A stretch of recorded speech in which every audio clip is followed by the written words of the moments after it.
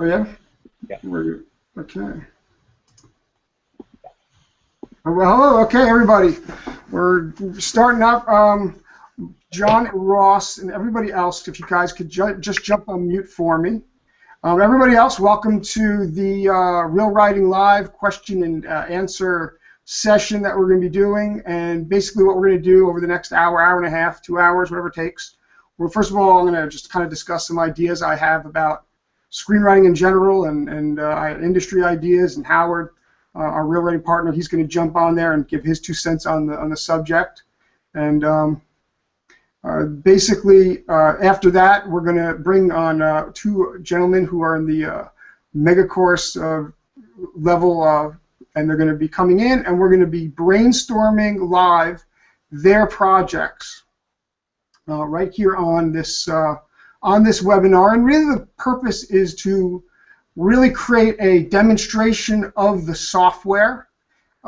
Show you how to use it, show you how to maximize the value of the software, and that's really what this is all about, to show the users of Plot Control and the mega course, give you access to me and Howard and to my partner Sean, who is involved with the business. Let you get ask us questions if you have. So if you have questions after we're done with some of the work we're going to do with our two contestants. We'll field question and answers until we get that all set up. One quick note about the software we use for the webinar. It's called Webinar Jam, and there's actually a delay.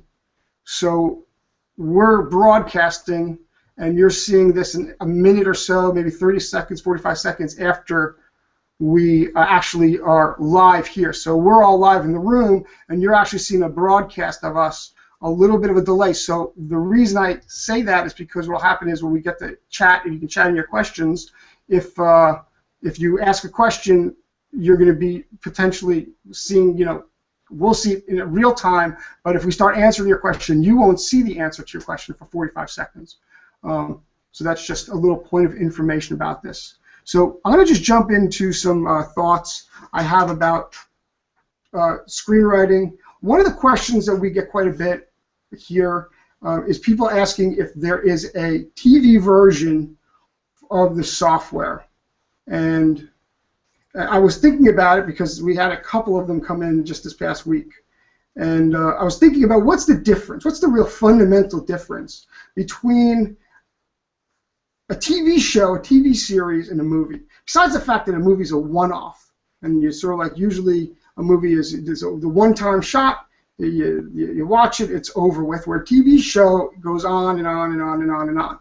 And really, I think this comes to the most fundamental idea that you hear a lot. If you hang around the screenwriting community long enough, you hear this sort of, the question is that what comes first, the character or the story? And I think there's a good insight about which comes first by thinking about character and story in the context of whether you're talking about a movie or if you're talking about a TV show. And when I say TV show, I don't mean made-for-TV movies. I would classify those more on the movie side because they're supposed to be a one-off shot. Now, in terms of a movie, clearly the context, if you know anything about Reelwriting, is we apply the idea that there's a complete meshing of character and story, that they mesh together, and that's what makes a movie great, is when you find that magic of making that story and that character really seamlessly come together.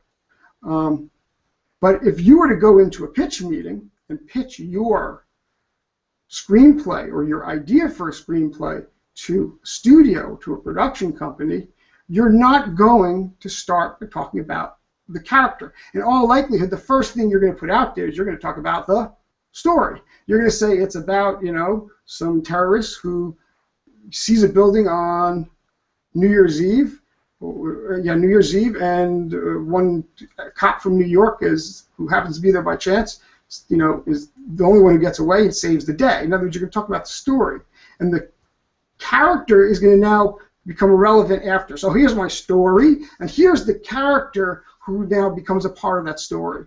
So on some levels, when you think about movies, you do think about story first, and you work your way back to character. Obviously, there are movies where the character drives the story forward, where the character is trying to do something, but you still have this this element of what is going on, what we call the primary situation in the software. What is going on, and that's the story, the overriding story, the primary situation, which is like what this is all about. So now let's talk. So the software plot control is designed to help you integrate, take that story, the character, and take that story and really weave them together so you get fully developed character and a fully developed story and all the layers that are required to tell a story properly. Well, what's interesting now, let's think about it. Let's take a step back and let's look at TV and TV shows, which it's a perfect, because one of our contestants today, John, he's going to be talking about a TV show that he's involved with and an opportunity he has to pitch it to someone in Hollywood. A very exciting opportunity for him. So we're going to be helping him prepare for that pitch shortly in a little bit. But let's talk about the idea of TV shows, because when you think about a TV show, what happens is every single episode there is a different story. The story in episode 1 is different than the story in episode 2. It's different in episode 3. What changes is what stays the same is the characters. The main character or characters are consistent from episode to episode. So when you are going to watch a TV show, for the most part, what you're going to watch is not necessarily the story.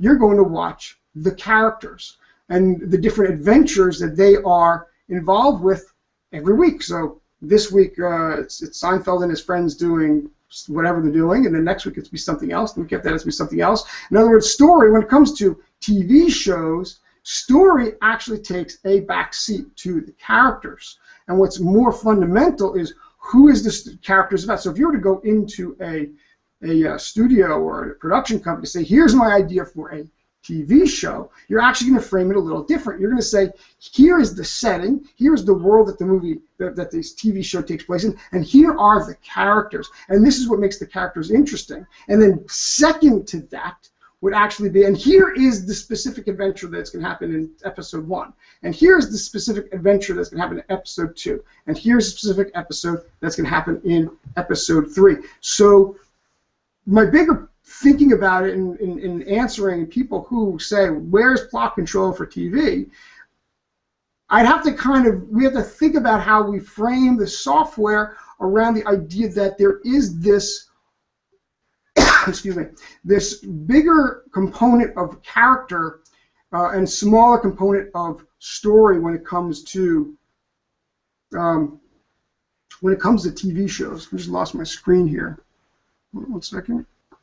All right, Howard, do you want to chime in on this? No, you and I, me and Howard discussed this today. We were planning a little bit. We spent 5 minutes preparing for this.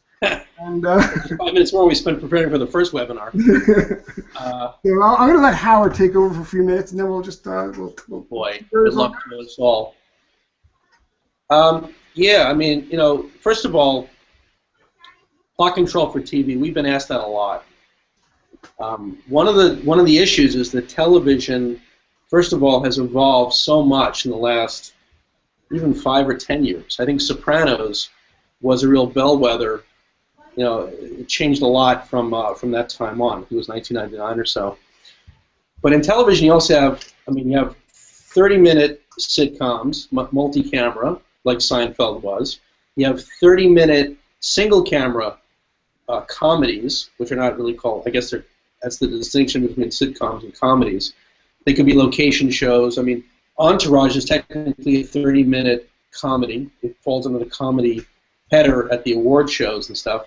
Then you have your 60-minute shows, and within the 60-minute shows you have different, I think the most common one these days is the procedural, which is, your Law and Order, your CSI, any of your law shows really, where the characters, as you said, are the same week to week, episode to episode, but they're facing a different challenge. And the procedural aspect, gives you a reliable framework with which a viewer is going to rely on the show. Like, I know Law and Order is going to deliver this, this, and this every episode.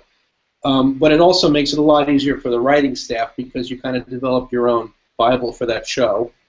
style, and you kind of plug in those modular elements to make sure the show, because cranking out a weekly show is like, I mean, it's exhaustion to the 100th power. So anything that makes it easier for production and writing and to crank them out, but keeps it unique and interesting, that's sort of the perfect tipping point. So when you have shows like Law and Order that become successful, then you reproduce that, you create that. So you have Law and Order, you know, SVU, Law and Order, different crimes. CSI is the same way. You had CSI starting in Las Vegas, then you had CSI Miami, CSI New York. So, you know, they just replicate that success formula, but they do it because it was successful. So the long and the short of this, to nail down a plot control version for television would really mean there's like at least 4 or 5 different permutations. And the other thing about television is television, unlike movies, I'd say, my own opinion, and you know, I might rethink it by the time I finish saying it, but in terms of movies, movies haven't changed that much in, let's say, 70 years or so. Even maybe since the talkies started. They haven't changed that much. But television has evolved so much. And maybe part of it is the fact that that we're just, television, they're getting the hang of it better. The audience is getting a lot smarter. So television has evolved. You couldn't maybe do a show like The Sopranos in 1975, or certainly Californication or something like that. So they're really pushing the limits. And as a friend of mine who's a very big and established screenwriter who writes for both film and TV, who might actually be on the call Friday, I hope you are, said that television is now where it's at. Dare I say, television is where, remember in the 90s, when Quentin Tarantino and Clerks came out, and what was it, Doug Liman's movie Swingers came out, independent film was the place to be. I think television nowadays, because of so many channels and so much of the cable build out, plus you have satellite, plus I'd add to that Hulu, Netflix, Amazon, and so on. I think television is now the new independent film arena, what independent film was in the 90s. So, you know, yeah, we can come out with like 5 more different versions of plot control once we kind of nail down the patterns. But the thing is, the pattern that we found in the movies, very different than television. And one television show to the next, the pattern's entirely different. And the fact of the matter is, once we nail down a certain pattern, someone's going to come along, like you know, what's Vince Gilligan from Breaking Bad, and just redo the whole thing. So whatever we did is like, man. But I think the one thing that's never going to change, and this is sort of my point, the one thing that TV shows will always be rooted in, more so than potentially movies, is the characters that are the foundation of a good TV show. And obviously there's a setting and there's a frame on which they're existing, and CIS it's what it is, and Seinfeld's what it is. There's no doubt about that. But the fundamental driving force in a TV show is the characters. Now we came up with one example where, especially an ensemble also, because the ensemble, sorry to break in, but you have like Law and Order, you have the ensemble, you have SVU, which what's interesting is, you know, the characters in SVU in these shows, these procedurals especially, they don't really reveal that much about themselves. If there's a romance, if there's a kiss, like on Castle or something, which is not a show I particularly follow, but I ended up on the set one day and decided I should watch the show in case I end up on the set again. It's, you know, the characters might move a millimeter, and that's like the whole arc of their relationship over the course of the whole season. And that both keeps people coming back for more, but it also kind of, you know, and I think that's, you know, when you're a showrunner, you're a television person, that's what you want. You want people coming back for more next week, next season. Movies are entirely different in that regard. But we came up with one movie series that we, you know, what's interesting, when movies become a series, then we see the character becomes fixed. So Die Hard, which I mentioned earlier, I kind of referenced it, you know, you start with a very unique situation, the character's unknown to the audience, but then there's a Die Hard 2, a Die Hard 3, a Die Hard 4.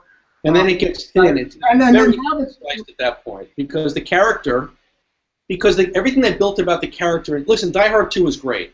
Rennie Harlan did a great job, but it didn't really add much to the character of John McClane. And certainly number 3 is even thinner, and number 4 because the audience. I mean, it's like because I think that what's going on is the audience is going for the same reason they chime into a TV show every single week. They're going to because they are they identify with the character. They're into the character. They like the Bruce Willis-esque character that was in John McClane is. They want to have that experience. They want that character. That's why the filmmakers go down that road again and again and again.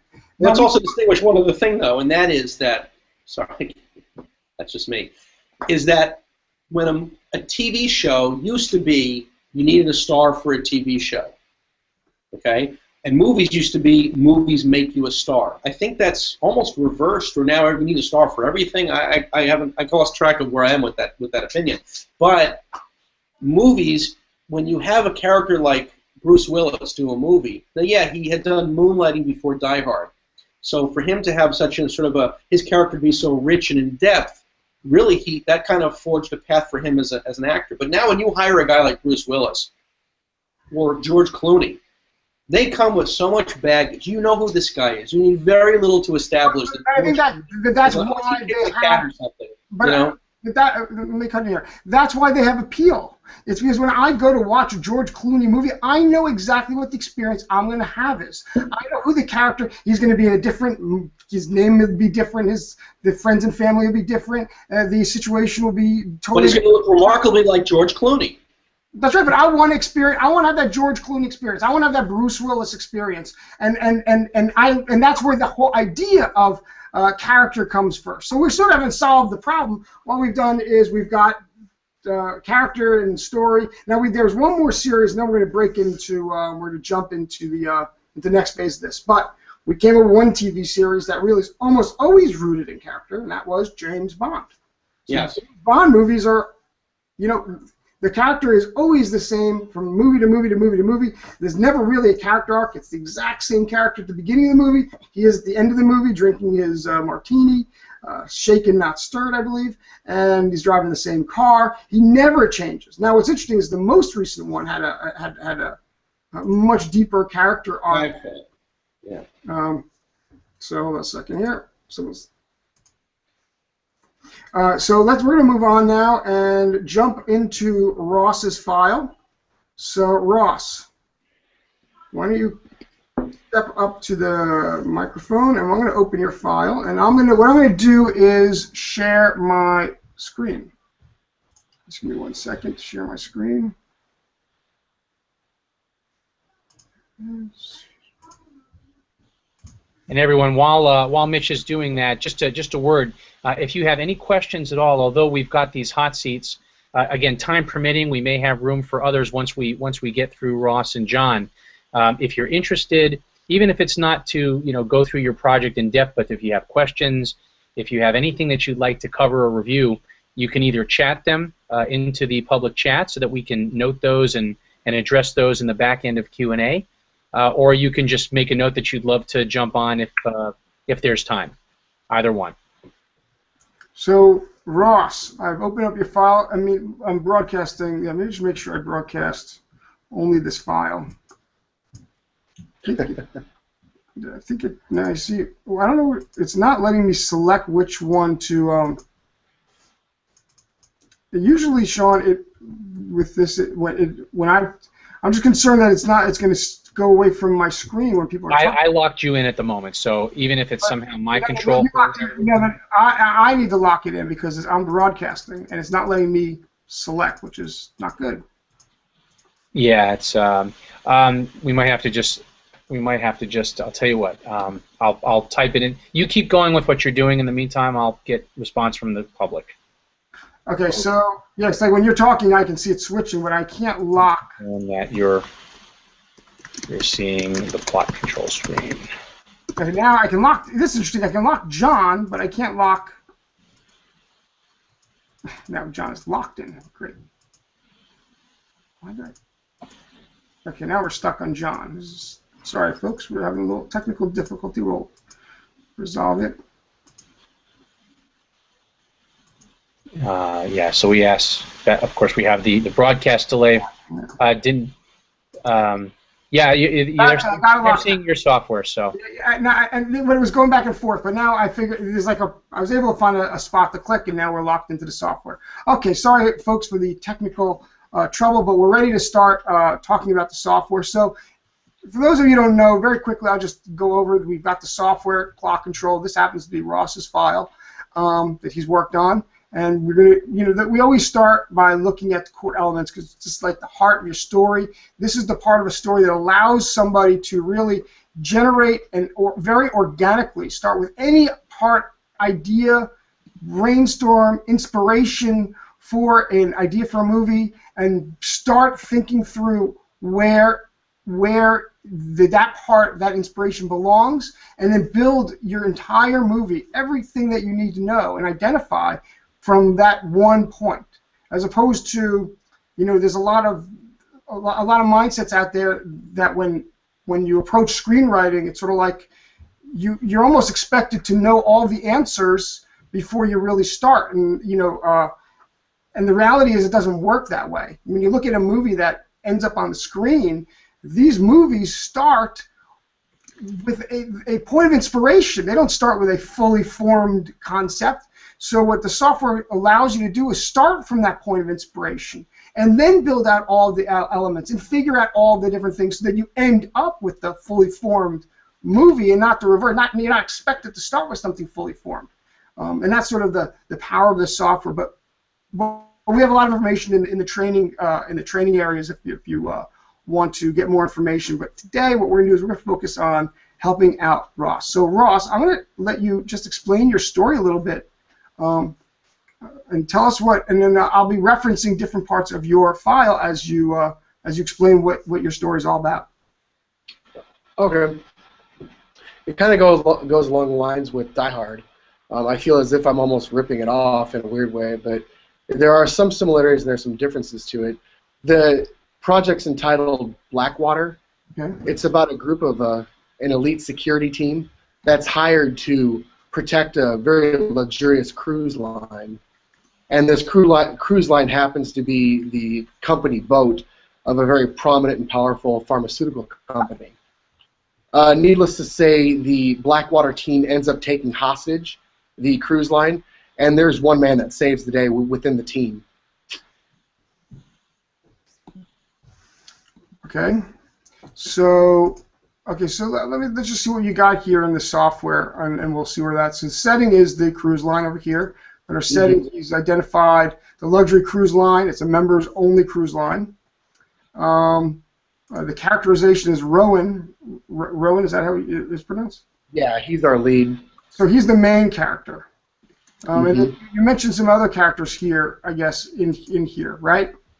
Right. I kind of have them broken up into the good guys and the bad guys within our hostage group. Okay, so Camp is another character? Yeah, he's our antagonist. So without even looking at anything else, we never put other characters except for the main character over here. So any other characters and again, part of what we're trying to do is educate people on how the software really to use it in the most powerful way. So the most powerful, what we want to do is always think about even something like the antagonist. We want to think about them in the context of a subplot. So I'm just going to go ahead and drag this down here, and we'll just drop it here. Subplot. And, okay, cool. And then let's go back up. So now Rex and Shale, these are good guys. They're secondary characters to Rowan. Right. His assistants, right? Yep. Subplots. Hold on one second, everybody. I'm sorry for an interruption.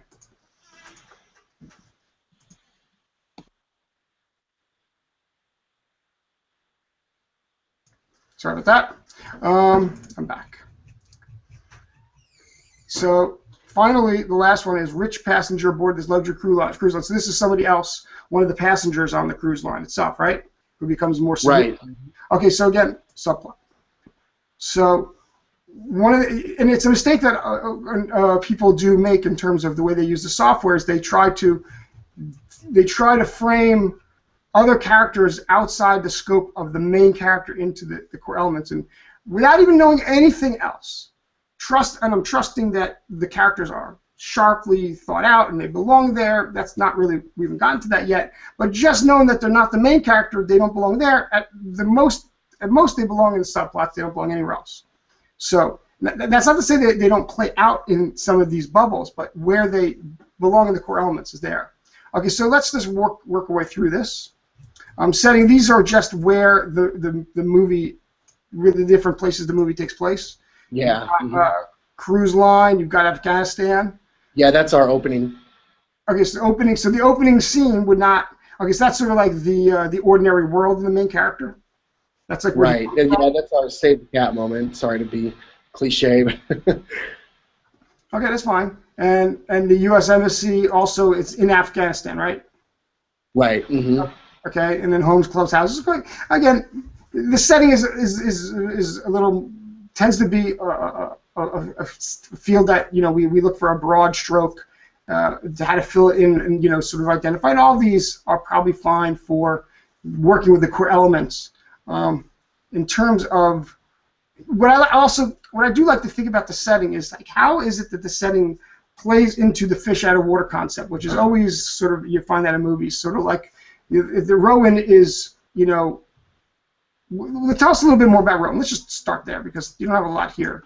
Who is this guy? Kind of a Gerard Butler type. The opening is in hot, dusty Afghanistan, and then the fish out of water is on this luxurious cruise line. That's totally opposite. Is he like a rugged guy? Like, is he a military guy? Yeah, big, burly, athletic, strong, saves the day. But how is it that the cruise line itself is out of is it his own, the way he his behaviors, his characteristics? What is it about him that makes him sort of out of his natural element in the cruise line? I think when he's in battle in Afghanistan, in the Middle East, he's in his own. He knows what to do. But when he's on the cruise line, he's isolated. He's by himself. He's trying to save something that seems almost unsavable, being on the water. So he's kind of out of his element. So one of the things we want to try and do is think about how he's out of the element in the setting. So that's sort of part of the brainstorm here. Is okay, we've got the cruise line. Now how is he out of his element as it applies to the cruise line? And that's just sort of the focus there. But that's not the main thing I want to focus on. I want to move down to the primary situation. So BW bad guys take over here. BW bad guys take over the ship. And they hold all the rich people hostage. So explain BW bad guys just for, it's fine that you're shorthand. I just need to understand a little bit more clearly. Yeah, the Blackwater. Okay, Blackwater. If you will. Basically, they take this job in order to steal from all the rich folk on board. And so the primary situation is them being taken hostage. Okay. Now, right away, because then this becomes our. We jump over to Act 1. The inciting incident would be where they actually do that. Here you have them devising a plan. Champ meets with some Blackwater members and devise a plan. So, in filmmaking, we need to get to the story right away without seeing anything else. I know that if your primary situation is that they take everybody hostage, it happens here. So they don't devise a plan here. They've got the plan devised by the time they get here. So this is BW takes over boat. Again, the details aside, I don't want to get into the details just yet, but maybe we won't get to them. But the point is that at the inciting incident, that is where they're going to take action to implement their nefarious plan. That's the point. That's the spot where it will happen. So let's jump back to core elements. Okay, so fine. They'll hold the rich people. We'll dig into that a little bit more. But let's just see what else you got. Blackwater good guys to protect the rich people on board. Modest paydays. So this is explain what's going on here. Which one are you in, Mitchell? Plot motivation. Like what is now? Oh, okay. I got it. What does Rowan do? When the primary situation happens? So we open the movie. Let's just go through. Let's step through it. Opening scene. I'm not even going to talk about what you wrote. I want to talk about what should be happening here. Opening scene is we're in Afghanistan. We see the Blackwater group, right? Sorry, hold on one second. Sorry, buddy.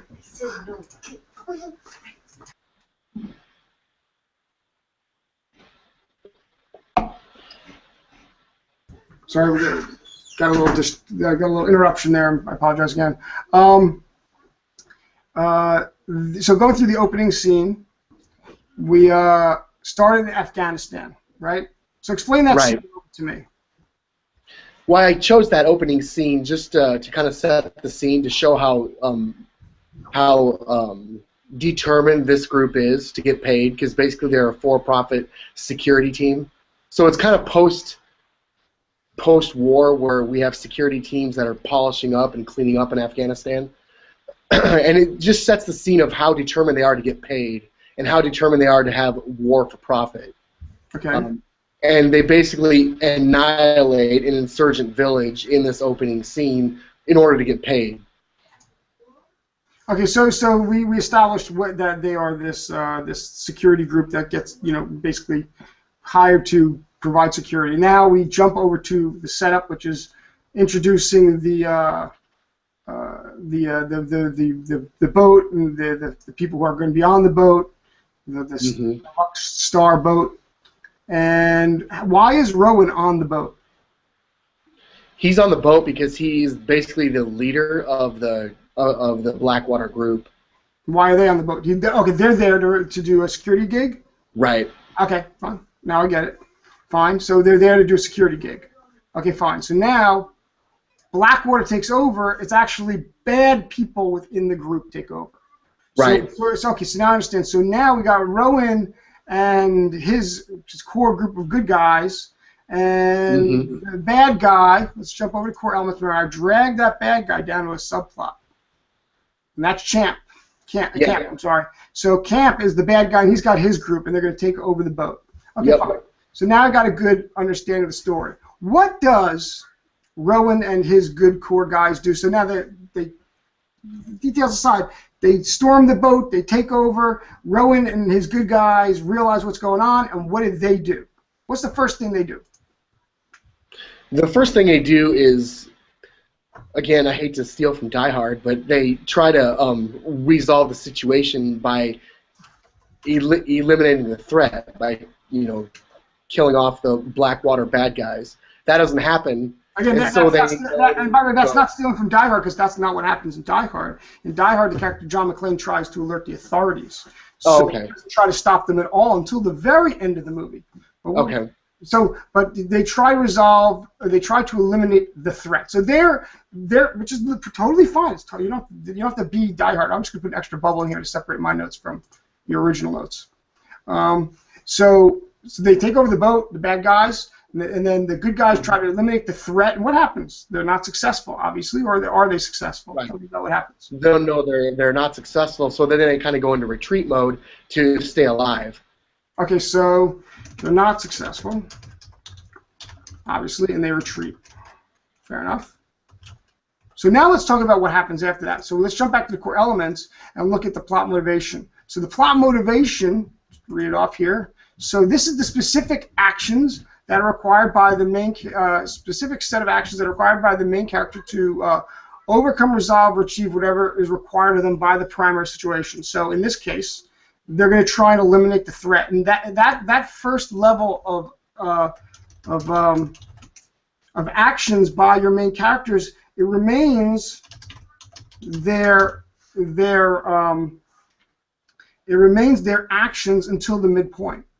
In other words, the true failure is going to happen at the midpoint. Okay. So they're not going to stop trying to eliminate the threat, if that is the right actions for them, until they get all the way to the midpoint of the movie.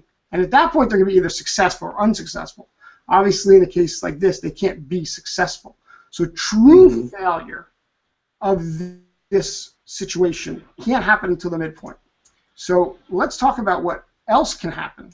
So now plot point one, which is probably the most important, it links to the most important thing, because that's where you introduce what we call the primary obstacle.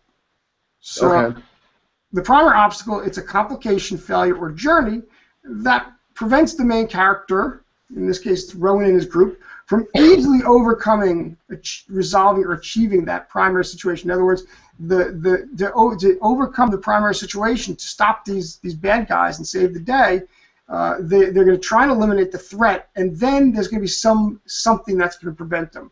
So as you're thinking about it now, they go in a retreat. Why? Back when you said they try to resolve it, they're not successful. They go in a retreat. Why are they not successful? They're outgunned and outmanned. Camp is like I said, he's the antagonist, and he's got huge dollar signs in his eyes. He knows it's going to be a big payday for him. He has the plan devised, kind of like our friend Hans Gruber did, and his resolve, I think, right at this point, is bigger than the good guys. Okay, so let's talk about Die Hard for a minute. Howard, I mean, anytime you want to chime in here with thoughts and ideas, but Die Hard is they take over the building. He escapes and he's by himself. This is John McClane's character, and the first thing he's going to try and do is alert the authorities. That basically becomes his plan of action, and he spends the next like 20 minutes of the movie. He pulls the fire alarm. And then when he pulls the fire alarm, he alerts the terrorist that he's on board that he's free in the building. And by doing that, they now know he's there and they're trying to kill him. So they're trying to kill him is what we would call the primary obstacle. In other words, if not for them trying to kill him, he probably would figure out some way to achieve the goal of alerting the authorities. Now the problem is here, we need something very specific that's going to carry Act 2, that's going to prevent them from being successful here. So it's not just that they're outnumbered, outgunned. We need to really root this whole reason that they are, like, it's got to be some whole new story element. That's what's required here. Like, something they didn't see. Like, Camp and his crew are far more prepared for this than I think you're giving them credit for yet. Like Camp, they've brought special equipment on. They've maybe brought a whole second unit on. Like, I mean, it's got to be much bigger than just they're outgunned. Like, we need that twist that makes Camp so much more powerful that we're like, holy crap! There's no way they're going to be able to stop these guys from being successful. What says you, Howard? He's unmuted. Maybe he doesn't want to talk.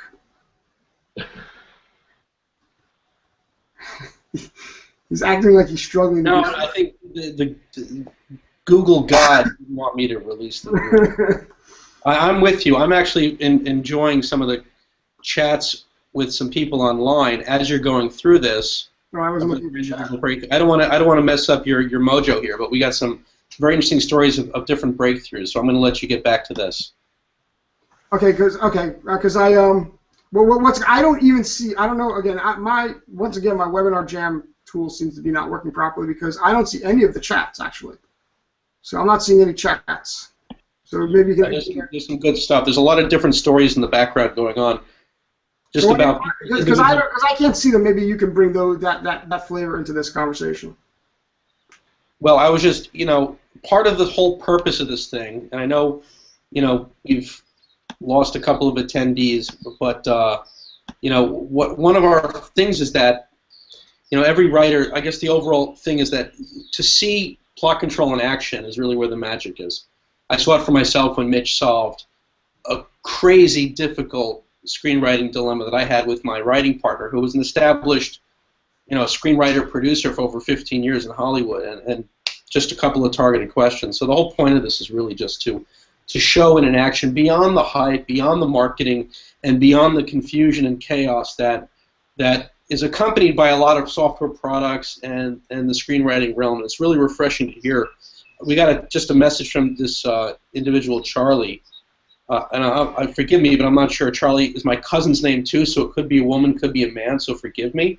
But I've been working on this one project for a year. Several months ago, I immersed myself in other products, namely Save the Cat and Inside Story, but neither solved my Act 2 problem.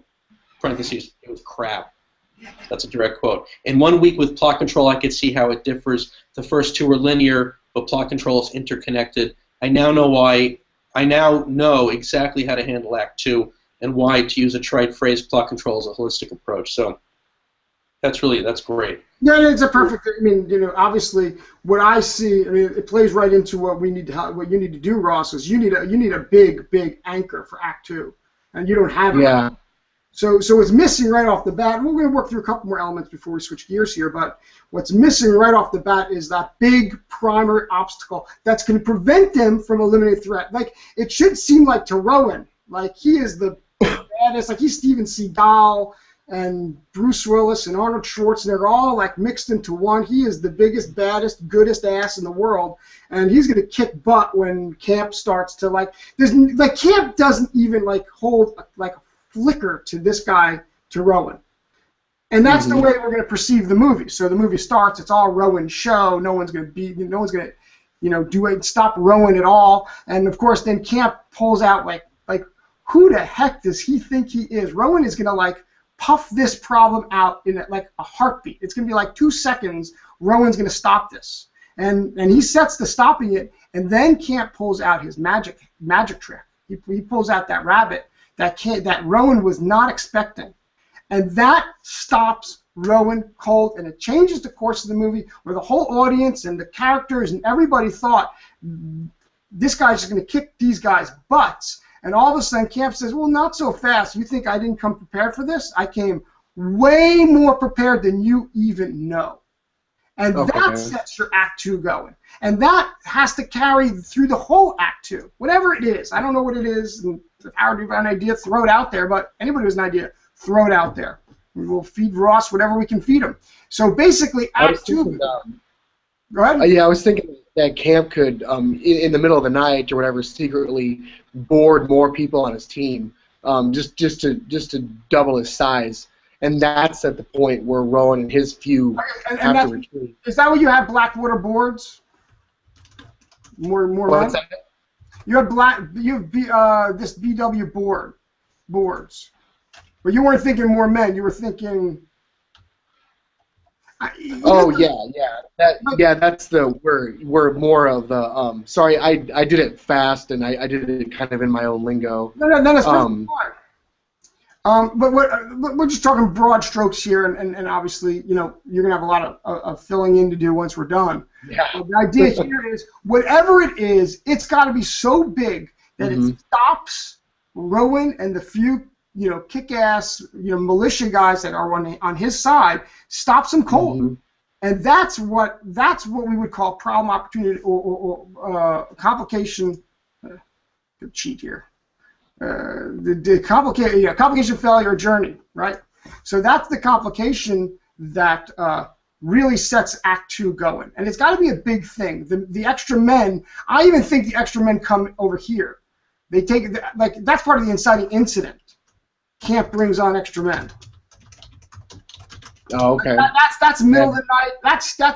That's part of setup. Like he's getting you picture Die Hard at the beginning. They're getting themselves positioned. That's Camp getting himself positioned. That's part of setup. And then they take over the boat. And then Rowan and his crew are going to try and kick their ass and stop them. And it looks like he should be successful. It should be a brainless thing. There's an ongoing quick battle, 5 minutes, 10 minutes, back and forth, and then all of a sudden, not that he boards more men, that happened already. What happens is Camp shows his ace card. Let's just call it that. Oh, okay. And his ace card is so big. Again, if you want this to carry and have a chance to be successful, your whole movie's in this ace card. Like this ace card's got to be so cool that somebody's like, holy crap, this is awesome.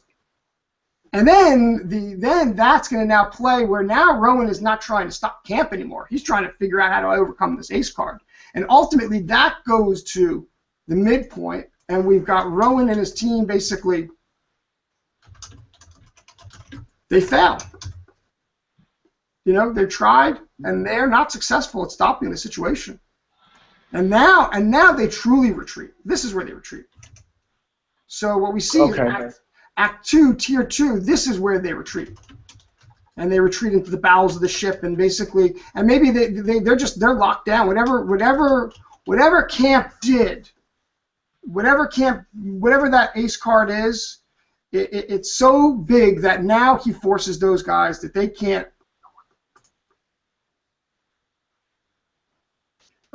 They just can't compete. So now let's talk about the resolution goal. As we let's jump into the resolution goal and figure out what that's going to be all about without knowing the specifics of what this ace card is. Right. It seems like it's insurmountable, but the resolution goal is where Rowan realizes how to overcome it. Whatever it is. Whatever it is, Rowan realizes how to overcome the ace card. And of course, time is now running out. That's the problem. It's taken him so long to get to this point that he's at the moment where failure is imminent and Camp's success is imminent. This is it. Like, if they don't stop him now, all the passengers are going to die. Camp is going to get away with all the money. The ship is going to sink because that's got to be part of his plan. It's going to look like it was hit by an iceberg. I don't know, whatever. You know, in other words, part of Camp's plan should definitely be to mask what really happened on this. So he's going to take out all the communications things. So you go back to Act 1. He brings on extra men. He takes out communications because that's what he's going to do. Right, he's going to take out all the communications. So that no one will know, and then ultimately his plan has to be like that. His plan has to be that at the end, Camp is going to, him and his men are going to get on a helicopter or whatever it's going to be, or a submarine maybe, and they're going to get off with all the money, and then that ship, that boat is going to sink, and no one will ever know what really happened. Just like that airplane that disappeared, right? Yeah. I mean, talk about if you want to set this up. What if there was somebody on that airplane, that 370 airplane recently, you know, that, I don't know, the Chinese government wanted to take out for some reason, right? So they hijack the plane, and they make it look like it goes south. It doesn't really go south. Who knows, right? And then who found, you know, so the Chinese are the ones who found the ping in the area where they're looking now, right? So for all we know, all they did was drop a black box into the ocean over there, you know, and oh, look, this is pinging. It must be down there somewhere. You'll never find the black box. Now the whole world is looking in the completely wrong part of the world, and the real plane with the I mean, this is unfortunate. It's a real situation, actually, but there's a lot of drama in it, and I'm just saying that, you know, it'll look like they'll never find the ship. Just like they're never going to find that plane. They'll, you know, if it was intentional, they'll never find it. And here, in the case of your movie, they'll never find the ship. That's Camp's plan, is the ship will never be found. It will look like a major disaster, and no one will ever even know that he took the money. You're with me? So, I don't know if that was your story, but that's my take on your story. Yeah, actually, totally. Yeah, you said it very well. Anyway, so now let's talk about the personal goal and the theme, because this is like the heart and root of your character. These two I get kind of confused on. I'm just not 100% sure. I kind of get them mixed up. Well, with the personal goal. Okay, so you got Rowan wants to do the job right. Nothing more, nothing less. He's paid for security.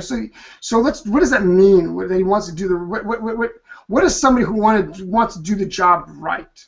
That he's an honest. Right. He's honest. So the personal goal, the theme of that side of your story is honesty. Which is, again, this is very, very broad. That would be a theme then, right? I'm sorry? That would be one of the core themes, is honesty? Well, core theme would be honesty. And what is, I'll ask you, what is the opposite of honesty? Dishonesty. And in the opening scene, after they just annihilated that insurgent village, Camp and his thugs are going through all their things and looting it. And Rowan doesn't. And so that kind of sets the scene of him being honest. That's right. And so you already have this theme in there. So now let's drill down to what it is. You honesty, which Rowan represents honesty. Like, you just do the job right. I'm not here, you know, I'm getting paid for this job. I could do other things. I like this job, you know. This is the job I want to do, and this is what the pay is, and that's what it is. I'm not here to make myself rich off of you know, extra stuff that comes about from this job. But on the opposite side is Camp. And that's why I moved him down to a subplot. because they are, even though Camp is the cause of the whole situation, fundamentally, as he relates to Rowan, he relates to Rowan as a subplot element. In other words, Eve is playing out what is their real conflict between Rowan and Camp. It's not that Camp wants to steal the money. Of course, that's the physical conflict that we see. What's the underlying conflict is that why doesn't Rowan join Camp in this opportunity to make all this money? Because he's honest, and he's fundamentally against what Camp stands for. But now let's talk about your other characters. So let's talk about his wife, which is probably the main relationship character. So we're going to move that all the way up to the top, because his wife is going to be the character who most epitomizes the danger of the situation in the time of the situation. Hold on a second. I'm seeing some notes here. Sorry, folks, give me 1 second. You want to jump on out? Tell me what's going on? Is there something? I think we lost the screen share. Can we? I still see it, Howard. It's still broadcasting because I see what's being broadcasted, but you don't see it, Howard? No, now I do, but I was seeing a pulsing icon when you were speaking. I'm just for everybody else out there, and for me included, can we take a half step back and just kind of refresh what you guys are talking about? Because I feel like we're deep in the thick of it, and I just want to pull focus for a second and kind of see what we're dealing with. What do you think? You tell me. You summarize. Give me some goods. Tell me what you think.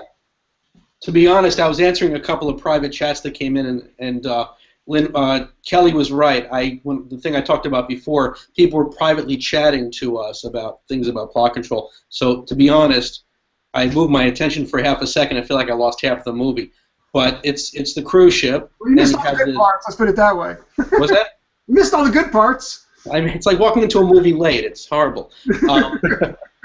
I don't want to feel like the idiot on the call, but let's pretend I'm echoing the sentiments of some people in the audience who might have lost the thread as well. Okay, so what we got going on here is we've got Rowan, who's this very heroic, tough, Steven Seagal meets Arnold Schwarzenegger meets Bruce Willis character.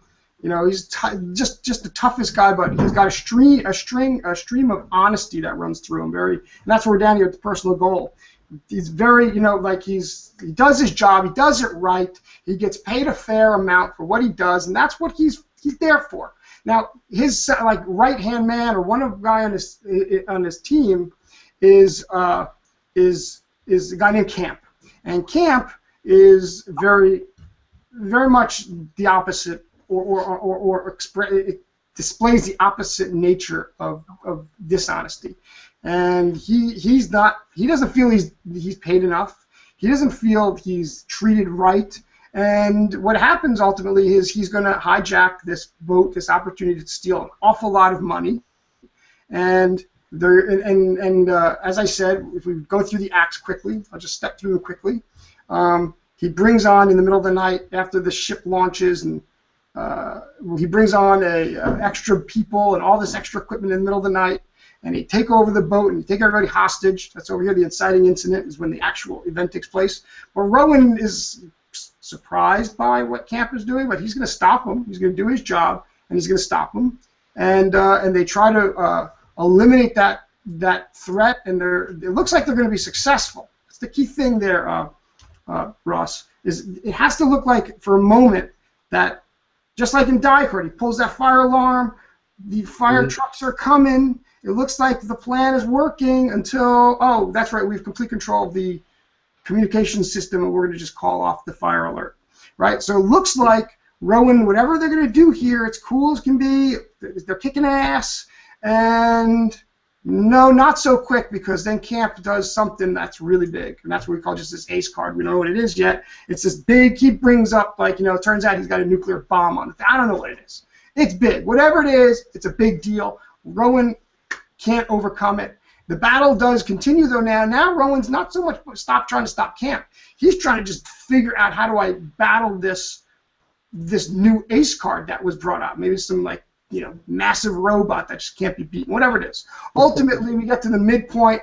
Rowan and his team fail, and now they have to retreat. That's what Act 2, Tier 2 is about, the retreat, where they're hiding, and the theme will ride. We're just getting to talking about theme, and we're going to jump back momentarily. But the theme now really boils up to the surface, and then what happens then ultimately is plot point 2. So we're going to bring his wife is going to be a big part of this. The rich guy that you mentioned, he's going to be a big part of this. Even Camp, and who Camp is and what he represents, that's going to be a big part of this. Now, plot point 2 is when Rowan realizes how to overcome whatever this thing is, this giant robot that's taking over the ship, and they can't stop it. I know if we sneak out underneath this board and we put a screwdriver up, we can unscrew it, we can twist these 2 wires together, and that'll shut down the robot. Whatever it is. It's a ridiculous example, but you get the idea. And so now, but the problem now is you get to plot point 2, the time has basically run out. Like, they had a lot of time before to resolve this, but now Camp is just about to be successful.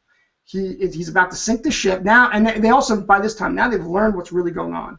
That actually, it wasn't even what they thought at all to begin with. Now they find that actually they plan on sinking the ship, making it look like it's gone, no one will ever find it, taking whatever they were planning on taking out of the ship onto an airplane, a helicopter, a submarine. They're going to get away. No one will ever know because the ship will be gone, and everybody just think it was some tragic thing where the ship hit an iceberg and sank. And so now the time element is huge and very important. And that brings us to the climax. The climax is going to be now the ultimate resolution where they actually do overcome whatever this thing that Camp brought into the mix, and they stop them just in time. Resolution ultimately will be about his wife. So let's talk about his wife. Let's jump back to core elements. In the script, Mitchell, I had his wife having an affair, Roland's wife having an affair. Okay. And he kind of walked in on her and saw it, and that's what prompted him to want to join them initially on this Rockstar cruise. Because after Afghanistan, he was out, he was done. His time in his career was over. It sunsetted. But once he saw his wife having an affair, it gave him one more chance to have another job, find himself. So okay, listen, the having an affair sets her on the what side of things? It puts her over here. So she's dishonest. She becomes on the dishonest side, right? But right. she needs to move back to him. She needs to realize what I think it was. And I wouldn't go all the way with like a full all-out affair. Maybe she just had dinner with somebody, like she was tempted to have an affair. Like, because I think as an affair, you might make her unredeemable in many people's minds. So I was she's tempted to have an affair. I think that that saves her, and he catches her just having dinner, and she could say, but I didn't really do anything, whatever it is, or at the beginning she's unrepentant. That's the thing. When he catches her early in the movie, she's unrepentant, and at the end of the movie, when he saves her and saves the day, she realizes what a cool hunk she has, and how could she ever have imagined going with some loser like whoever it was that she was going to be with. Right. You'll have to forgive me too. My Act 3 kind of faltered on me.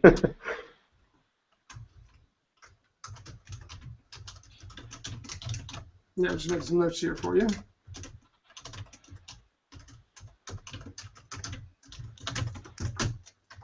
All right. So, and then we would go through this with every single one of our subplot characters. And what we want to do is see where so Camp, of course, he's dishonest.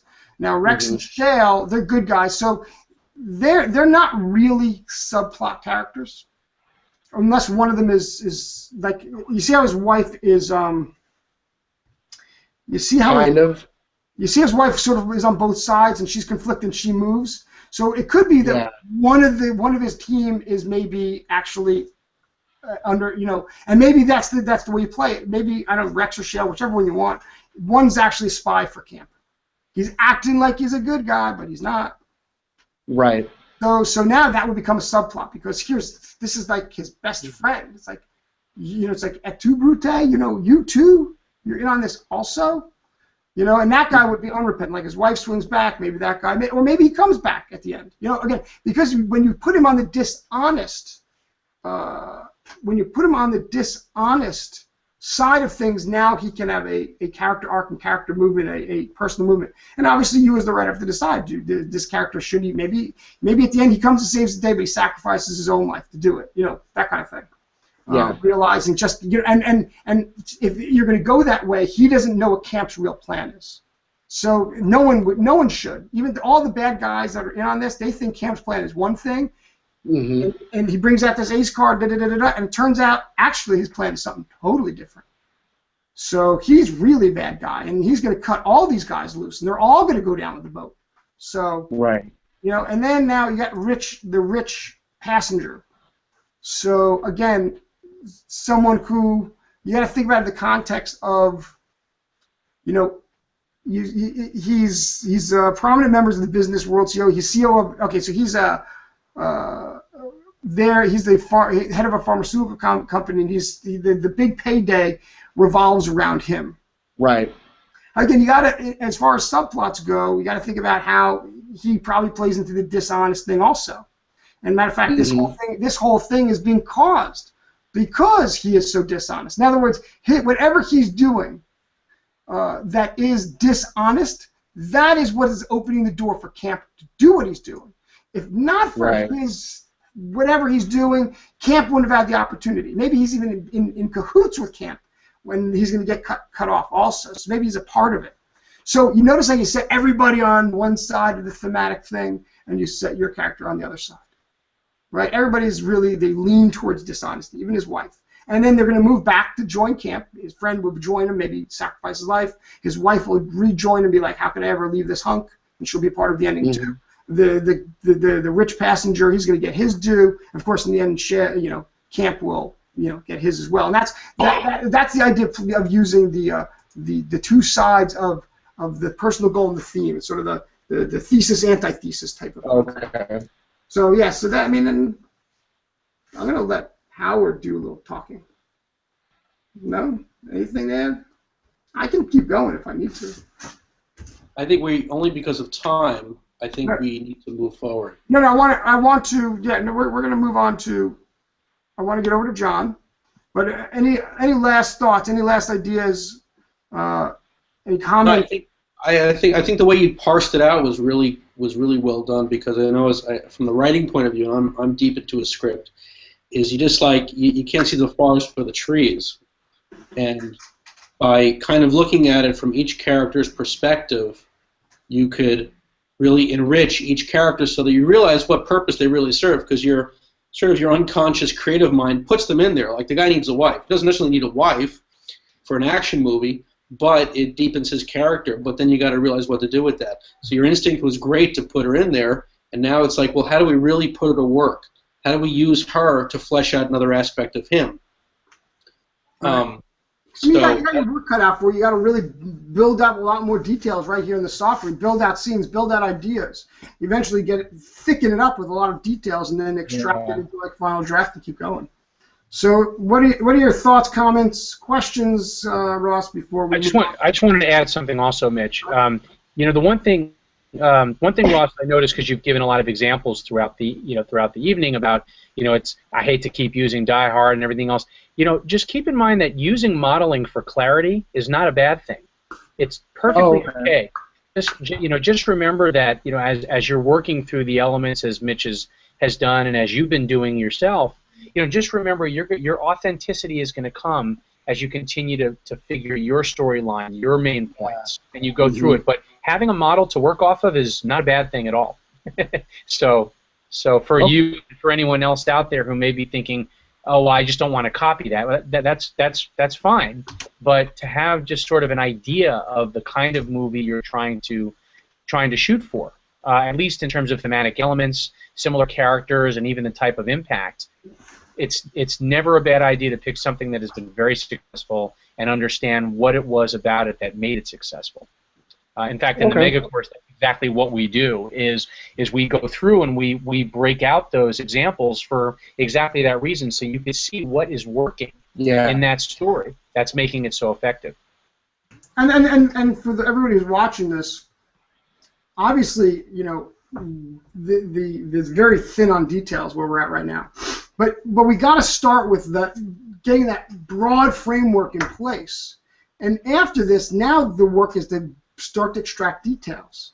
I mean, there's a lot. Yeah. You know, now we've identified the big things that have to happen. The big rocks are now in place. Now we got to start pouring in the finer stuff has to start being poured in. And look, you obviously still may move things around and come up with new ideas and figure out where they go, but got to get all those big stones in the proper place before you can start getting into the nitty gritty. So awesome, Ross. I wish you the absolute best of success with the script. And when we're done with this, I will email you the file that we developed. Okay, thanks, Mitchell. I appreciate it. You're welcome. Thanks, guys. John Thanks, is next. I'm here. John, hello. So, John, you've got a unique situation, and obviously, I know you specifically asked me not to mention any names of anybody who's involved or any companies that are involved, but next week you're going to be pitching your TV concept to some pretty powerful people in the industry, and this is already now a sort of a second-level meeting because you are actually have been referred to these people for this. That's correct. And from what you understand, you're going to be talking to the whole team. Yes, yeah. So That's exciting. Very, very exciting. I've never done this before, but through some other work that I had done, a film that I had done, I ended up meeting a person that was very, very high up on the food chain, and that person has been working with me for the last year on this TV show that I had started out as a short story, and now, you know, to quote him, is what he said is that, you know, they could have, if you know, the guy that I'm meeting with has the power to sign the check, and that's an exciting opportunity. I would think so. So I don't, you know, obviously, why don't you tell us a little bit about, I guess, your ideas so we can. Sure. So and just as a quick, before you get going, just a quick side note. My plan to discuss that whole thing with TV, which ended up being perfect for working with you today, nothing to do with you. Matter of fact, when we spoke earlier today, and you had emailed about coming on, and I just wanted to get a little more information about it. I said that, you know, it's perfect because I already think I'm going to be talking about TV, ironically, in this one, and some ideas, so it played right into that.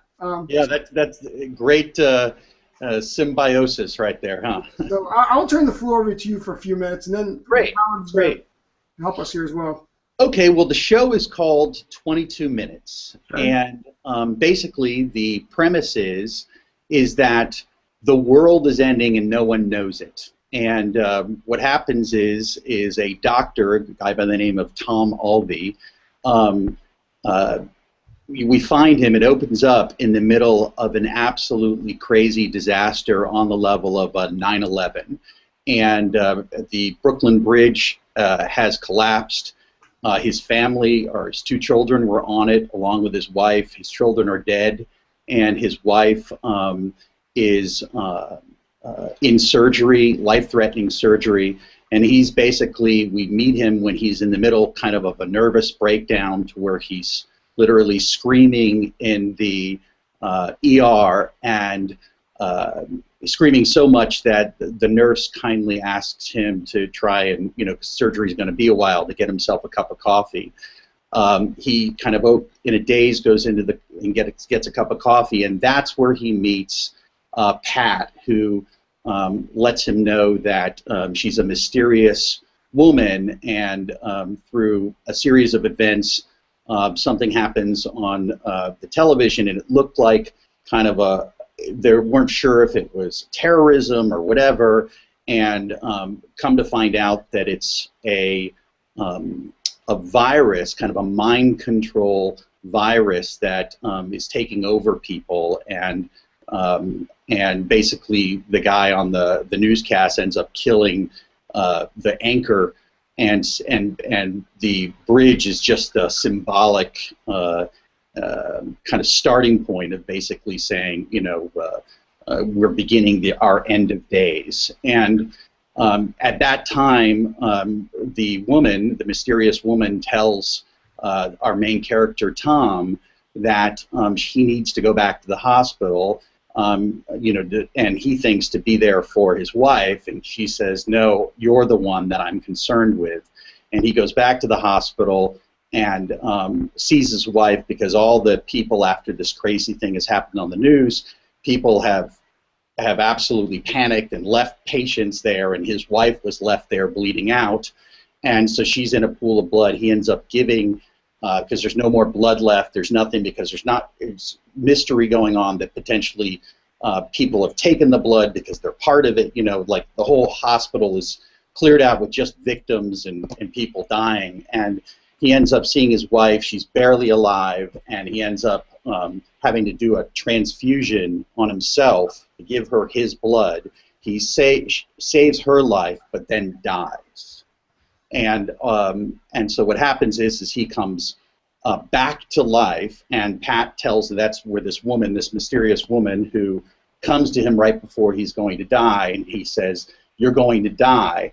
And what happens is that you need to remember exactly what happens while you're dead, because these memories can help you save your family and mankind. And when he comes back to life, he's in the morgue, and he wakes back up and realizes that he's 6 months in the past, and he basically has to use his memories of what happened in those 22 minutes to piece together clues on how to stop this terrible disaster on the Brooklyn Bridge that will kill his family, and stop this virus from spreading.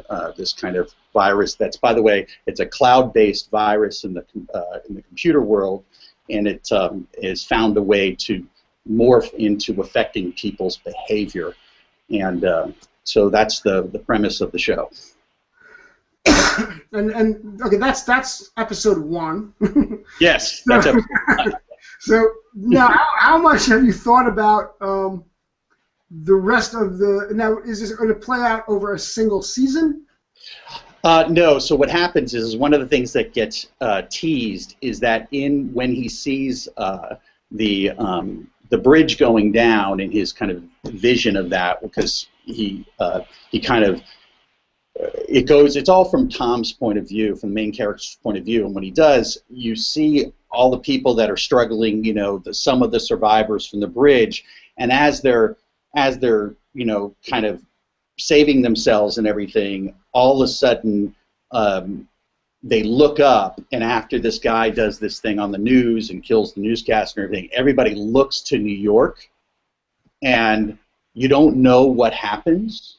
And Tom doesn't know that this is season 2. That's what happens. In other words, in season 1, he ends up stopping at least some of the bridge from collapsing and saving his family. But he chooses, because his big choice is to choose his family or saving the world, and he chooses his family. So the end of days continues, and what ends up happening in New York is a mass suicide where all these people that have been controlled through this virus go up to the tops of buildings and jump off.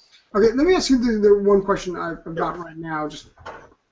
I mean, it's obviously very filmic. It's not as typical. It's more like a 24 kind of. Yes.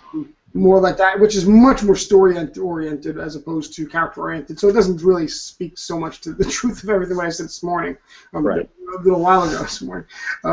It doesn't speak to that at all. But the point is that the project is what dictates what drives the reality of it, the story or the character. In this case, clearly the story is what driving it, but you have this character who's very unique. Why? Two questions. Let me ask question number 1. Which question should I ask first?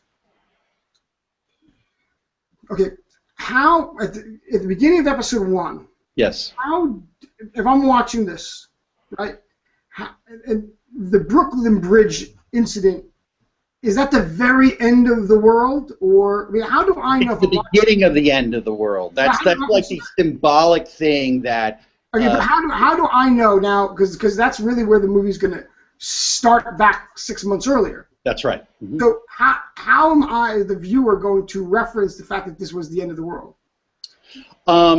It's just going to hint on an apocalyptic. Yeah, that's you know, it's gonna. It's So my question is, my thought is, let me interrupt, please. okay. That's what I'm here for, to interrupt people. My thought is that maybe it shouldn't be the beginning of the end, but it should be like near the end. Like this is like going on around the world, and Right. they've been trying to prevent it from getting into America.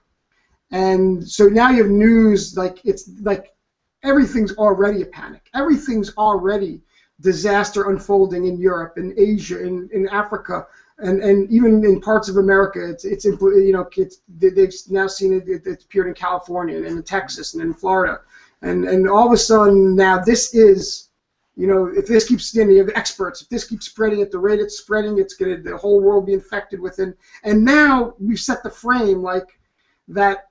This is the end of the world, not the beginning of the end of the world, but the end of the world. And when it infects now New York and the Brooklyn Bridge incident, that's it. This is the end of the world we're witnessing, not the beginning of the end. This is the end. And at the very end, he has nothing to lose. He's trying to save whatever his wife. He's trying to do whatever he can. Right. He dies. This is the very last moment. The world is ending. Another few weeks, the world will be gone. And then boom, we go back 6 months, and now we say, wait, we can change that all. Okay, so now, question number one. Now if I set that frame up, that would bother me a little bit. Okay. So frame number one, question, big one. Why him? You know, that's a mystery that that will unfold basically because he's a doctor, and he ends up having this son that is, we find out, he's a computer whiz kid, and he has basically created the source code to the virus. He unknowingly doesn't know that. You know, he thinks he's playing a video game, and it's really really it's his family and him that have started this whole thing. You know, I forgot the bad guy in this, which is, you know, he is kind of a supernatural, but, you know, still a man, but, you know, has element. In other words, he's like Tom version, but so he's still a man. So I don't want to say supernatural, but he has, like, Tom has Pat as his good, and he has, for lack of a better term, the devil or evil as his kind of. And that character is the one who has started this virus? Yeah, and people, right, and that's the one who's pulling the strings behind everything, and then that's the one that is intimately involved in Tom's family. And why? Because his wife, Tom, has been obsessed with trying to save lives, and he's neglected his family, and as a result of that, his wife has sought therapy, and basically Balaam has kind of ingratiated himself into Tom's family, and in fact is, at least when it starts out, is closer to Tom's family than Tom is. Okay, and what does he hope to get out of this? What does Balaam? I always saw Balaam as a failed Tom. In other words, what if Balaam had a chance to do what Tom did and failed, and now it's just wanting to take everything out? In other words, he's doing the exact opposite, where it's like now, instead of trying to save mankind, he wants to take it out. I'm thinking, okay, let me ask you this question. Mm-hmm. I'm just trying to like think it all through. I mean, I got a lot of, my brain is like, yes. Because there's so much to this. I mean, it's so big. Let me change the tactic here a little bit. Okay. What concerns you? What are you? Because you said you were worried about. Yeah. So here's what concerns me. What concerns me is that several of the producers, even if this one doesn't work out, have all loved they've read it, the pilot. They absolutely. But each one of them has said, you know, you're like doing 5 shows in one show, and it's like, it's the thing they love about it, but it's also the thing that they're trying to kind of wrap their head around. And to me, you know, with this idea, I mean, just to break it down to the basic thing, is Tom has a flash of something in the 22 minutes. It's a mystery that he has to solve before the end of the episode of how to piece together an element, a clue that will bring him closer to stopping the virus, and then ultimately finding out that it's Balaam that's involved. And then you know, season 2 and season 3, Balaam kind of rises to power, and Tom ends up kind of, for the people that he's helped and saved their lives, and that type of thing, he kind of rises. So it's like, you know, Tom becomes this de facto leader, you know, and you know, the kind of everyman who never gives up on trying to be righteous. And Balaam kind of rises up for all the people who've thrown in the towel, and you know, are just, because there's something pleasurable about just acting on your id and on evil. So that's kind of the arc. Let me think this through for a minute. I had a stream of thoughts going there at one point when you were speaking, and now they seem to be eluding me.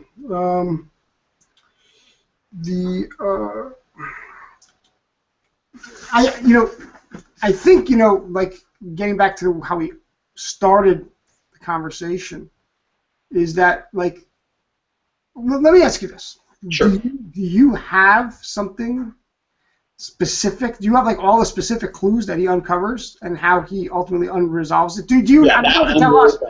Do you have? No, that was the big thing I'm worried about, is I don't have exactly what he sees in the 22 minutes. That's like my. No, that's everything, in my opinion. I think what you got to do is you got to say, because he's got to see it. Like, he's got to see, like, the white light. I'm just throwing it out, like. Sure. Like the white light, and he's going down the hall, and then there's 2 paths, and the stranger walks by, and he looks right, he looks left, and it's all like slow motion, and he goes down there, whatever happens, a whole bunch of stuff, and then boom, he wakes up 6 months earlier. And you have to, I mean, this is like you probably need to get like one of these puzzle guys that like actually creates puzzles for a living to like really step in and help you, like really think through, like, because now every single thing is, I mean, obviously my example is ridiculous, but no, right. To make a point, every single thing he sees now becomes rooted in episode 2 is like the hallway.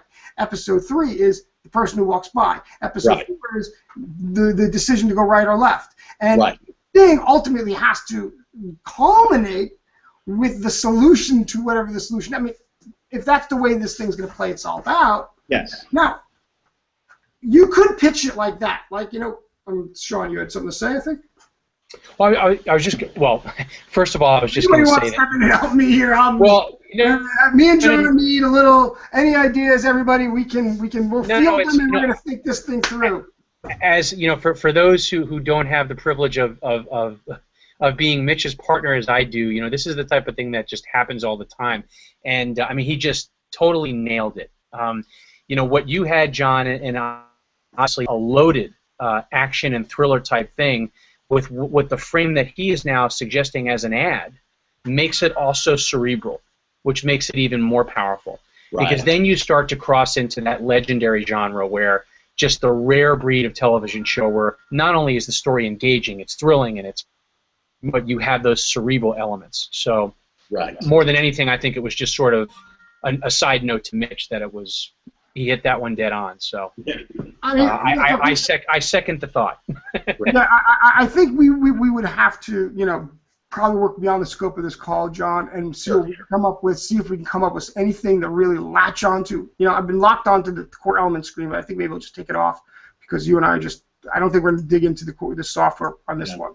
So I can't even figure out where to click, Sean, on this. I don't want to. That's why I didn't want to do it before because I thought I wouldn't. I don't know. Oh, there it goes. It's off. Okay. Yeah, I'm not sure how it's been locking, Mitch. It was going back and forth a little bit, but it is what it is at this point. So, yeah, but yeah, right now you should be broadcasting, John. Now I'm broadcasting. I just want to get rid of the sharing.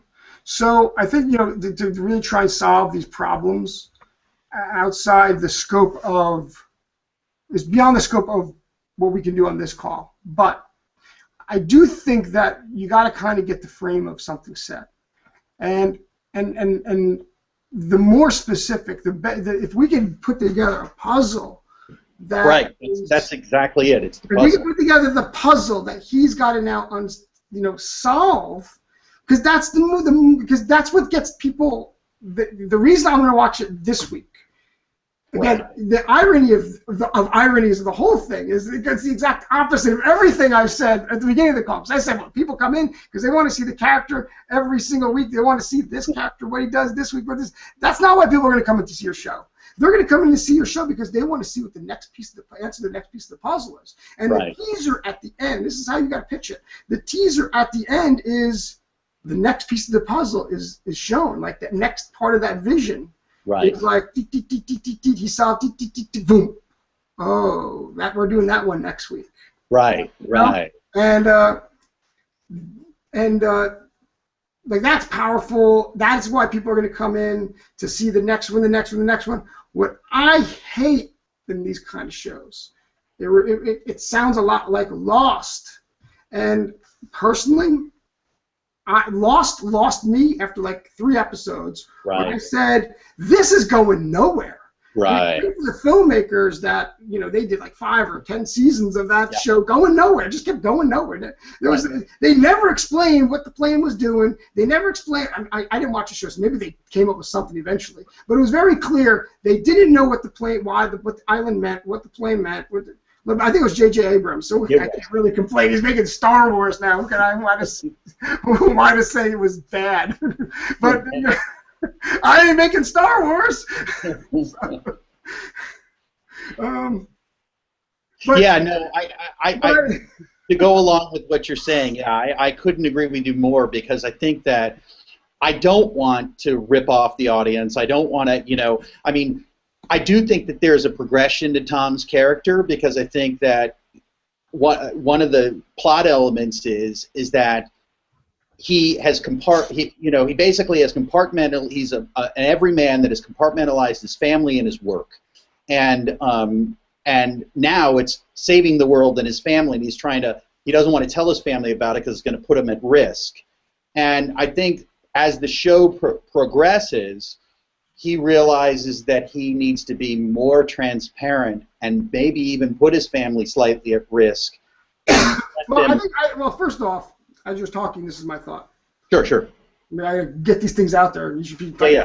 Well, we have a recording of it, at least, because I'm not going to remember it. He's the cause of it all. You see, you're thinking the bad guy's the cause of it all. Unintentional cause of it all. His actions, albeit completely 100% unintentionally, are the cause. In fact, I'd go so far as to say there's no really a bad guy. There's a situation that unfolds, and what he's shown is that he did it. It was his actions. You know what movie you should watch? 12 Monkeys? Is that the name of the movie? 12 Monkeys with Bruce Willis? Yeah.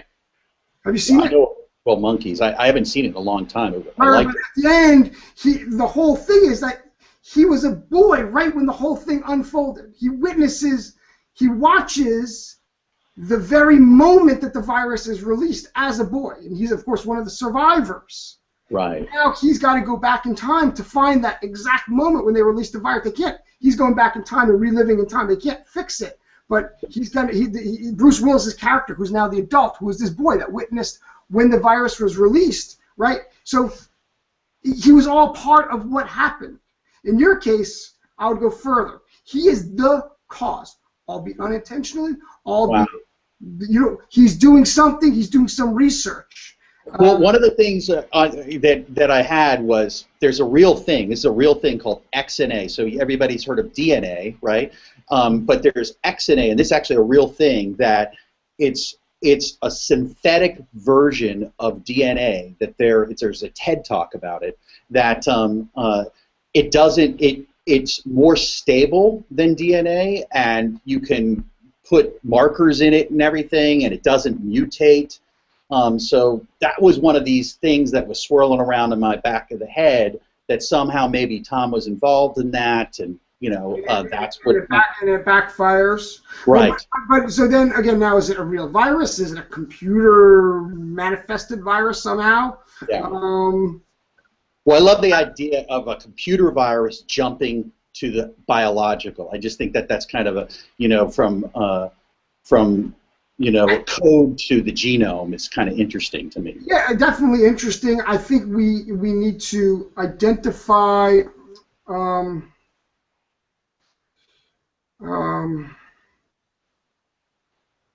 what just happened there?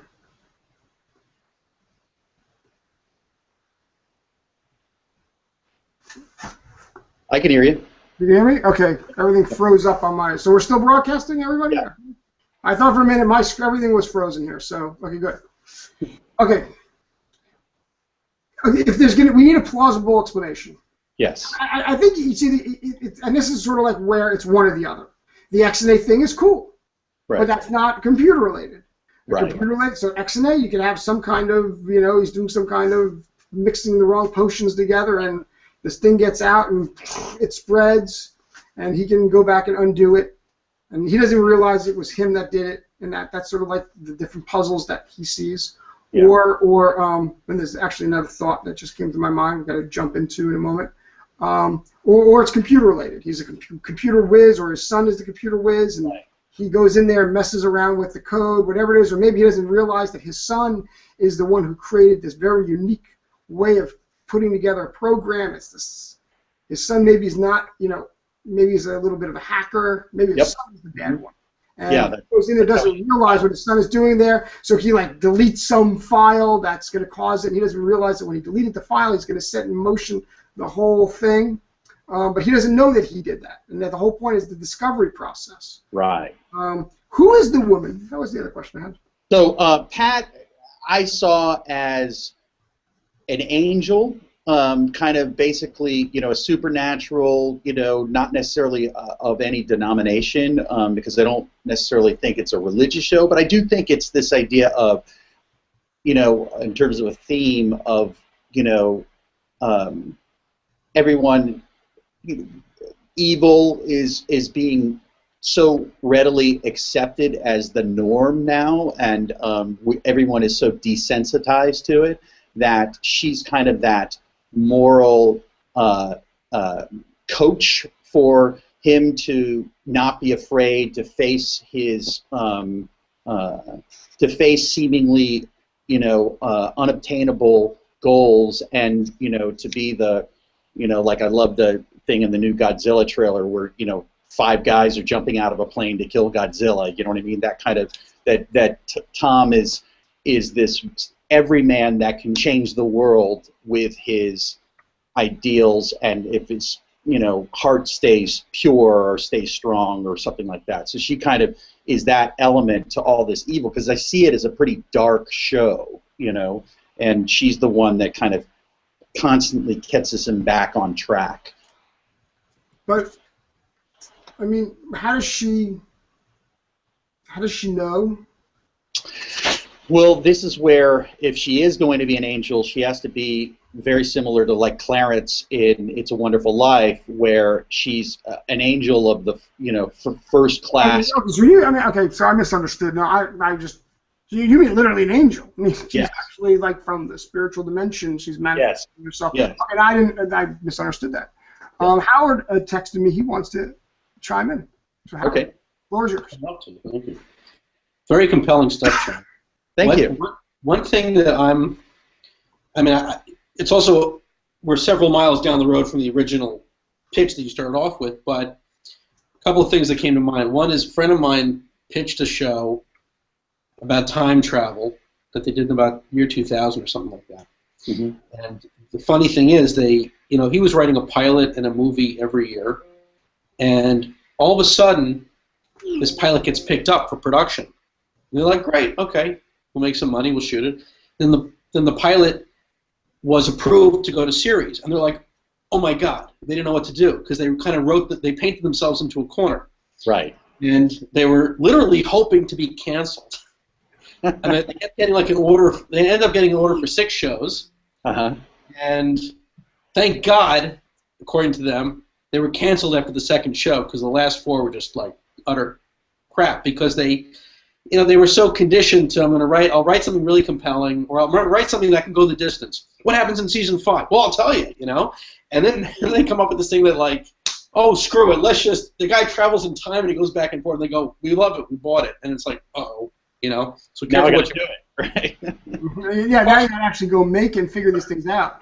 Rich man's dilemma, cautionary tale. What I'm feeling though is, and listen, I don't want to. I mean, the fact that you have these meetings with these people is amazing, and we're not certainly going to be like, well, try this or try that, because whatever you're doing so far is working to the degree that you're getting to where you're at. Right. So kudos and congratulations for whatever happens. You broke a certain barrier that that is fantastic. That So my only concern, listening to all this, is that I'm trying to nail down what the tone of this whole thing is. Like, I mean, Twin Peaks was something that we never saw before. Basically, it was moody. It was very, it was very sparing with the dialogue. It wasn't like a guy walks in and goes, "Look, I just walked into the room," like every other show was at the time. Right. And so to sell that, part of it was not just about it's this creepy town, but it was like, the pitch. I wasn't there for it naturally. I was probably like 14, but the pitch had to have established the tone and the pace of this thing. Yes. Because at some point, someone's going to say, "Wait a second, this girl's dead," but like 6 episodes later, we almost don't care about the girl. We're worried about these supernatural things. Like, how does it? What's the glue that holds all this together? Like, well, it's the coffee and donut guy. What? It's like, forget the fact it's David Lynch. Okay, it's David, but if it was you or me, they'd be like, okay, here's a bus pass. Right. Go home. So I just want to be careful that we understand sort of the tone of this. Is it because what's great is that you can establish the mystery and I think when Mitch said, it kind of opened up this whole gate for me when Mitch said that we're not at the beginning of this, like, of the end of the world. We're really far into it. Right. What that did for me was, it saves you a whole lot of time on exposition. Right.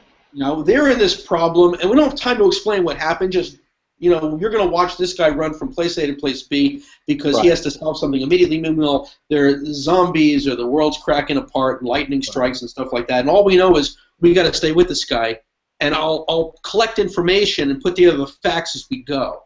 Right. That's a tough pace to keep up, and it demands that you as the writer knows exactly what's going on, especially what happened in those 22 minutes. Because you have to grip that information in a real way. One of the things that was so amazing, I'm not sure if you're a fan or not, about Breaking Bad. Yeah, I loved it. Oh, yeah. Was the fact that they would go off on these tangents, and then the second they brought that tangent back into the A story, or it came to a head, with the main character's conflict, you were intrigued, you were gripped by it, and the fact that these guys knew what they were doing. And I'm going to come back because no matter what, and I'm going to collect every little bit. They didn't. It wasn't like it was such a like you finish a meal and like there's not a crumb left over. Right. That show was like there wasn't a crumb left over. It wasn't going, wait a second, what happened to the guy who had the cat by the barn? No, he's dead because he had to die to make this happen, that happen, that happen, and that's how the series came to conclusion. So as demanding as it is, there are those small successes where you go, yeah, I can connect this with that, Yeah. But you really gotta know it, and that combined with the tone, I think is really important because people can say it's very easy to have a great idea that's very compelling, especially if it's an end of the world issue, a biblical thing, an angel, but it can quickly go off the rails if you don't kind of preface the arena in which you're telling the story. Right. You know what I mean? Like the Walking Dead aspect of it. Like these people, I mean, they're on like their 4th season. I mean, they're still walking and they're still dead, and it's like, Also, just a sensitive thing is when his kids die. For some reason, that turned me off. For some reason, because, and I don't know if you have kids or not, whatever, but you do. See, my feeling is whenever they kill kids, it's worse.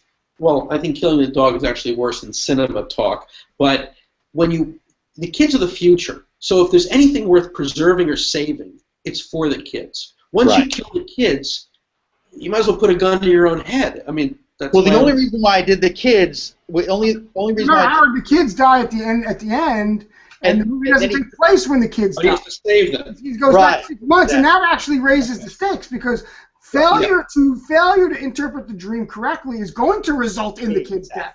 It's going to, in other words, the end result will be the kid's death if he doesn't go and resolve this. That changed everything, because that way, okay, that's cool. Sorry, that's cool because the kids are dead and suddenly he has nothing to live for. But then he wakes up and the kids are alive. Right. Oh, I know exactly what this guy's all about. He's all about preventing that from happening.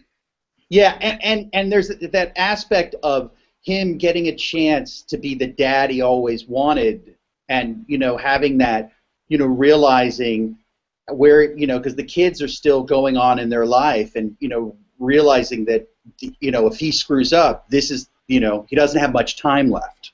Right. Which can also be weird for the kids, because the kids are like, wait a second, all of a sudden, Dad, you're paying us so much attention. You're freaking us out. I can't tell you, but I want to tell you, but I can't tell you. It's right.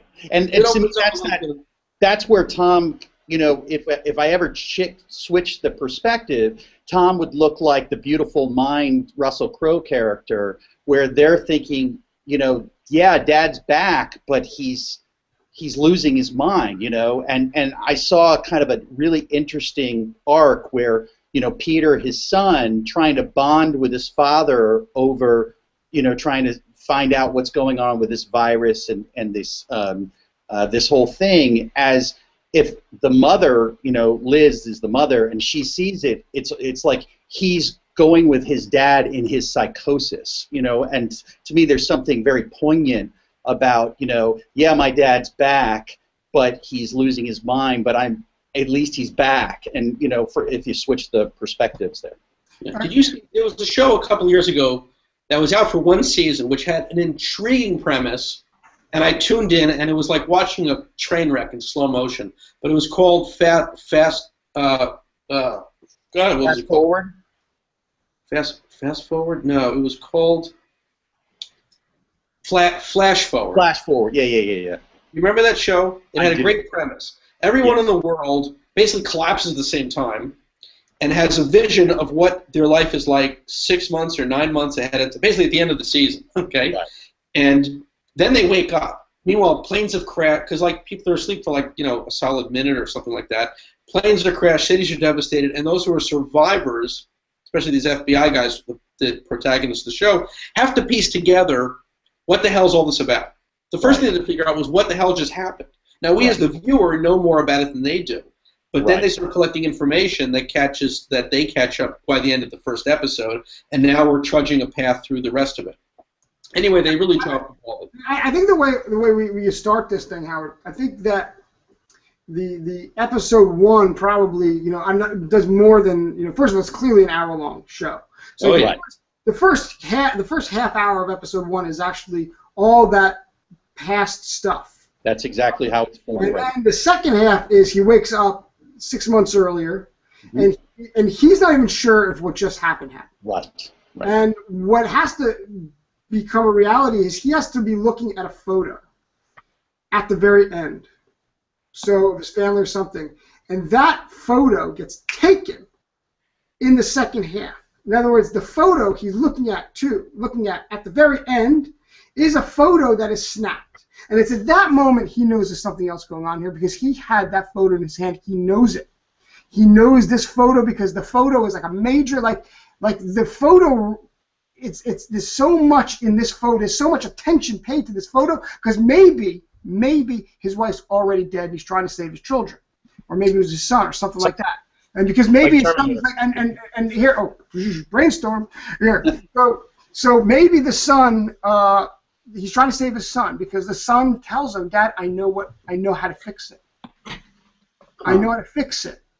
And that's why he's trying to save his son. He's trying to save his son because he knows, because his son says, I know what we can do. I know how to fix it. So if we can save his son, he'll save the world. But his son dies. And then his son dies anyway, and he then dies, of course, in season 22 minutes. But who's the photo of? It's of his wife, who's already dead, or dies right at the beginning. Right. She's like, so his wife dies, and he's got this photo. He's looking at this photo. He's heartbroken, and she dies, and the whole world is going to hell in a handbag. And he's got this photo for the whole time. And then we go back 6 months, and the day he gets back, guess what's taken? That photo. So now we plant in there. we plant in there the real anchor to the future, not to the past. Right. Because I was thinking, how do we anchor this thing so this guy doesn't just think it's a dream? So Right. so there's an anchor. This photo now he's going to have with him the whole entire series. All 22 episodes are anchored on the photo is the anchor to not the past but the future, which is very cool. Just that alone is really cool. I don't know, that's really awesome. That's like a whole awesome kind. Like if I saw it, I'd be like, that's the coolest thing ever. You know what? To add to that, also, we have several dozen people who are right now an audience to this conversation, and in the spirit of crowdsourcing ideas, I hope I don't butcher her name. Nixa wrote a comment in that she wanted us to share with you, John. Great. Why not use an alien-created virus, stolen from the lab, to use it in this TV show? Use something created by someone else, since we can't create such a virus ourselves. So it almost has this, it's not just like for me, when you started telling the story, I thought, wow, this is an interesting allegory for science run amok stories like Jurassic Park and stuff like that. But also, it had a feeling of what happened in New Orleans, where with the devastation and just the fact that there was, what was going, the reality of the time, dead bodies in the streets, things like that. This horrific thing when no one came to the rescue. Right. So it had sort of a tinge of that. But I guess Nix's idea is to have this thing take it to a whole other level. That there's a reason for this virus. It's got some otherworldly aspect to it. It's nothing that they can come across this as they go on. It has this XNA or what you're talking about that doesn't. It contains elements that aren't present on Earth. And that could be like something that episode 5 or 6 halfway through the season. Right. Reveal that, and it takes it to like a whole other level. That's really fast. Thank you. Yeah, thank Nixa for that one. That's a juicy one. Yeah. So one more thing about the virus, just real quick, and maybe this is going to confuse it, but to me, we've seen a lot of the Terminators, with that Transcendence movie, which, no offense to anybody, but I thought it was terrible. This whole idea of the computers taking over, I'm kind of done with that. And to me, what was very interesting, though, is, again, I got it from a TED Talk. By the way, writers, I just love TED Talks, is this idea that the computer, it's a game. So his son is playing this game, and to me, the idea of the game is that when you were a kid and you had that 8-ball and you asked it questions and it would answer, the questions. Well, the idea is that all these coders and all these people log in, and in the game, the kid is basically asking these questions, and what the code does is it aggregates everybody's thoughts and comes up with the single best answer to whatever his question is, and to me, what was interesting is that it's the people's interaction with the game, a la like the social, nothing spreads faster than an idea. It's the people's interaction with the game that drives the evil. So I just wanted to make that point. I think I got it, Howard. I think I've got. It's so good. I'm not gonna spill the beans on. And that's coming from Mitch, and he knows good when he has an idea. Yeah, I think we're going to save this for a private conversation. Okay, no problem. Because this is. 35 people just went, oh. This is. I'm sorry, folks. This is a big idea I just had when John was talking, and I think I got first of all. They didn't just do that though. They're going to do it in about 30 seconds. Yeah, there's two reasons. There's 2 reasons I don't want to disclose it. One, because it's a big idea. You protect people's ideas of real writing. Yeah. Well, listen, part of the, you got to come out here. Listen, you got to put your ideas out there. Once you're going to pitch it, you don't think they're going to be talking about it like, who could we hire to do writer better? And that's why you want to be associated to somebody who is, especially in this case, someone who's already, obviously well established, which is you're going in with a power partner. Right. But the second reason I want, and this is more educational, the second part. It's that inspiration of an idea that I just got a taste of how we do the whole thing, of how we make the the dream work and how we bring that dream into each episode. So I had this vision, and I really want to sleep on it. I want to like just let it cook. And sometimes you got to do that. You just got to just let it cook. Let it just and then I'll tell you. I'll email you tomorrow if I got something good. Like I don't want to put it out. You know, this could be one of those things. Like I put it out there. Oh, this is the greatest thing ever. And tomorrow I'll be like, what? That's not good at all. That's really bad. And I just said this in front of 80 people. Oh boy, how embarrassing. You know, we just got a question actually. I think it's pretty good. From Alex, because this kind of goes to, we all, listen, John, everyone on the call wants to be where you are right now. You're on the cusp of something hopefully amazing. You have a powerful producing partner. Someone took your idea, which you created from scratch, and wants to cultivate it. It's just got to be a great feeling. It is. Alex had a question. Are sizzle reels or trailers the norm in pitching scripts these days? And there's really no answer to that, except maybe yes, maybe no. John, did you put anything together visually? You know, that's actually funny. I did a short. That's how this whole thing started. So what happened was I did a short, and I'd never done it, never done anything, and I wrote it, and I directed it, and I starred in it, and I was lucky enough to win a fair amount of awards, and a friend of mine saw it and sent it over to this guy, and I didn't even know that he had done it, and I actually got a call from this guy saying he was very, very interested, and he watched the show because of my friend, but he wanted me to come into his office because he thought I had talent, and that's how the whole thing started. Is I made a short film. That's awesome. That's great. That's great. You know, we're also living in the YouTube world where, you know, it's become both easier and harder to get things done. But I think I'm of the opinion that the more solid your vision is, and the more you can flesh it out, whether it's through visuals or a sizzle reel or anything that kind of conveys the tone and feeling of what it'll be like to sit through the show or the actual production, can help.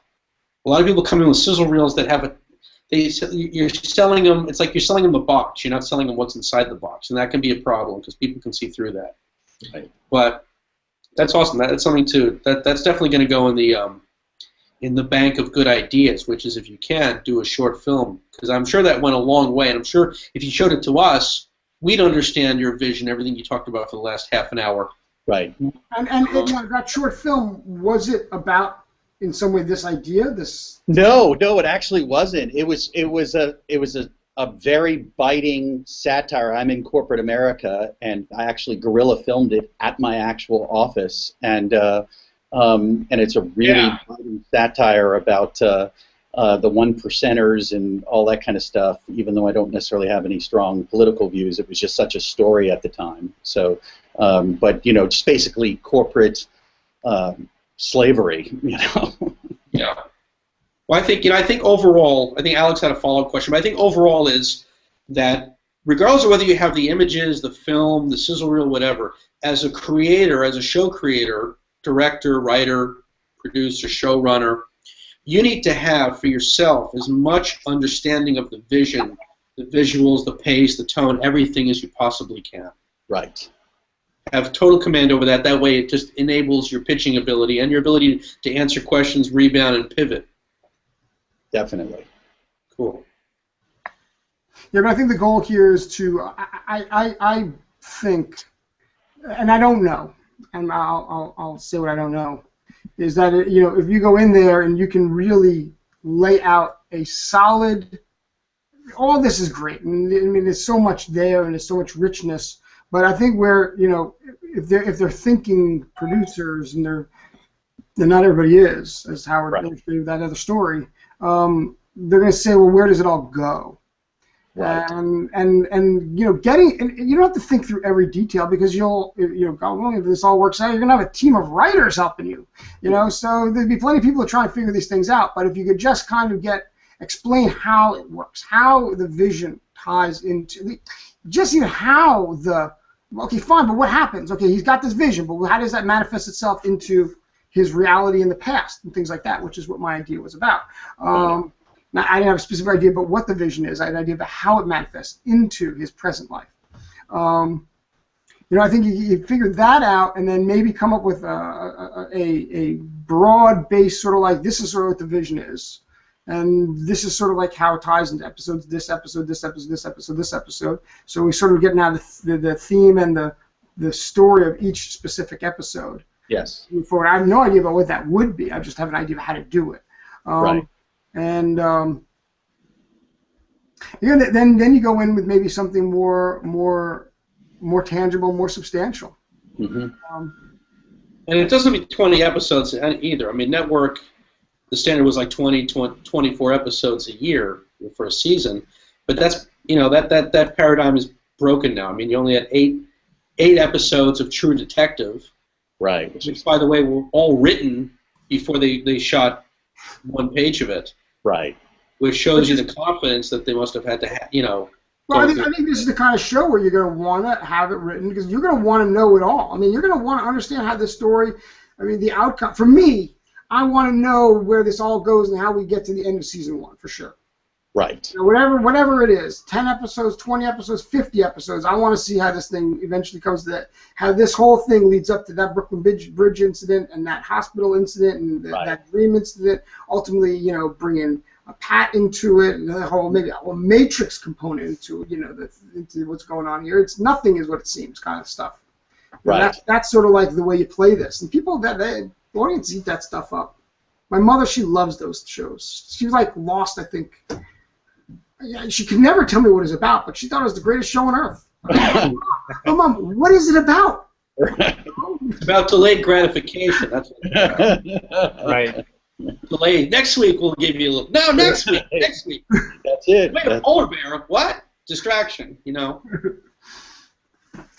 But yeah, listen, John. Best of luck with everything. Keep us posted. Absolutely. This is whammy to you tomorrow. Great. Yeah, we'll see. I'll be in touch. I'm gonna let this brew a little bit. I gotta think it out a little bit. I gotta I got a taste of something very big. Let's just put it that way. Awesome. Everybody knows you get the idea, that inspiration. You get a taste of like what your idea is. And when he was talking, I just had a taste of like if we did it like that. Wow, that would be so cool. Yeah. Yeah. All right. So I can't see the chat roll. So does anybody else? No, Mitch. I've been watching that. There's a couple. Alex had asked a question, and I suggested that Alex hit us up offline on that subject. We'd be happy to help. I don't know what the question is. Try to go, but it's a little too detailed. And although you did speak a little bit about the subject of episode preparation and really just having at least a vision for where the different seasons and where the episodes go, even if they're not fully written, of course, which they won't be as you start to get farther and farther along. But having said that, I think for anyone that was looking to go beyond the fluff and really dig into some hardcore content, I think tonight was your night. I do apologize for those who've been patient through some of the technical difficulties. For those that have been on our webinars before, you do know that normally we don't have those issues. It's usually pretty clear. I'm hoping the replay will be without any incidents. So for any of you that did have some audio challenges or anything, we were recording and broadcasting live fairly well, at least as far as we could hear. So I think we should be okay. Yeah, but we thank. If there was any issues, it will just be that one point because it's recording what I see, Sean.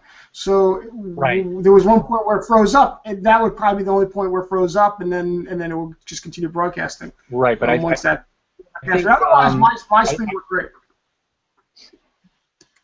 Okay.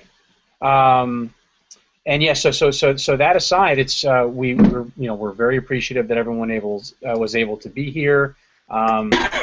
And of course, we will be doing more of these. This is something that has really just come from our community with a lot of requests. We had done them, and then we sort of had dropped off for a number of months, and people just kept asking, when are you guys gonna do more of these things? And so, as the technology got a little bit better, and as we finished some of our projects, we wanted to be able to really just jump back in and engage everyone again, so that we can be here to help you with these kinds of things. So what I will say. Please do not be bashful. We want to hear from you and support. If you have specific topics you'd like us to discuss in early dispatches, as in the topic that Mitch and Howard or I open with in the end, please email us at support@reelwriting.com and just suggest that. If you know that you'd like to be on a future hot seat, whenever it is, we are always collecting the names so that we can have a queue going. The biggest problem we'd love to have is too many people on the hot seat, and we have to divide it up over multiple episodes. So again, don't be shy.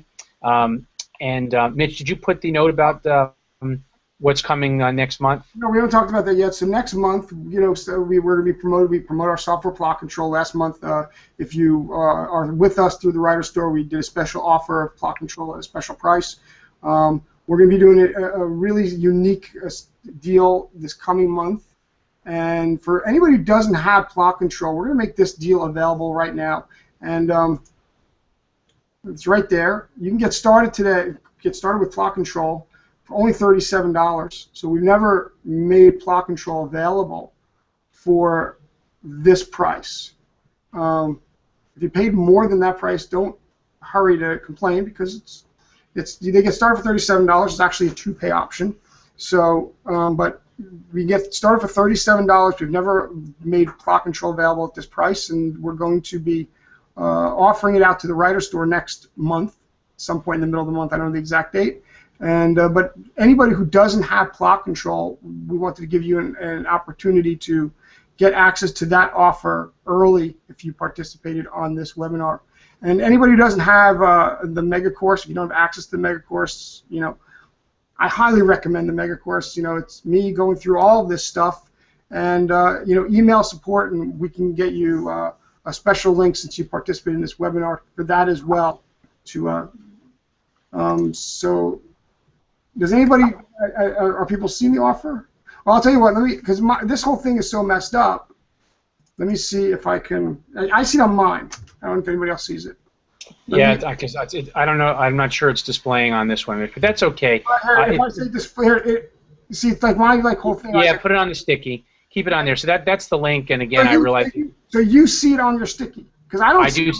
I do see the sticky right there. Right. Yeah. So I don't see the sticky at all.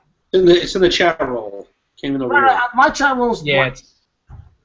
But it's in there. There's a delay, so we'll stall for about 30 seconds. Right. And bottom line, if anybody doesn't see it or they miss it and they're interested, go ahead and just send an email to support, and just reference the mention of this. Again, this is a special preview on something that will be promoted probably middle of this month through the Writer Store, but obviously for those that do not yet have the software, and many I know do, but for those few that don't, by all means, hit us up and support and take advantage of this ahead of the promotion, if you like. And if you really are interested in really getting your feet really wet with this stuff and giving yourself the best opportunity to become a master using the software, definitely, take a look at the mega course. Like I said, email support will get you a special link for that as well.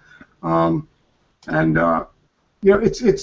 really, there's so much stuff in that mega course about how to really approach screenwriting using everything we demonstrated with plot control with Ross and with John. Obviously was a little more unique, but that's what it's about, understanding all of those core concepts that are manifest in the software and how you can utilize the software to do what we did tonight with Ross's project.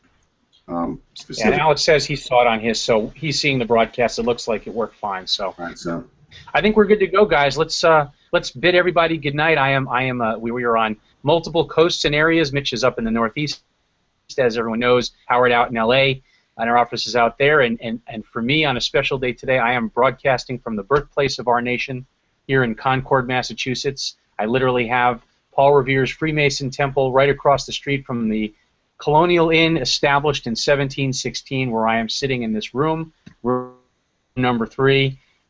Went to Walden Pond today and hung out with Henry David Thoreau just a little bit and spent some time. So it's been an inspirational day, wrapping up in a fantastic webinar with Howard and Mitch. Thank you so much for being here, everyone. Watch your inbox. Stay tuned for the next one when it is announced, and we will see you on the other side. Thank you, everybody, for night, everybody. Really great night. All right. Good night. Good night.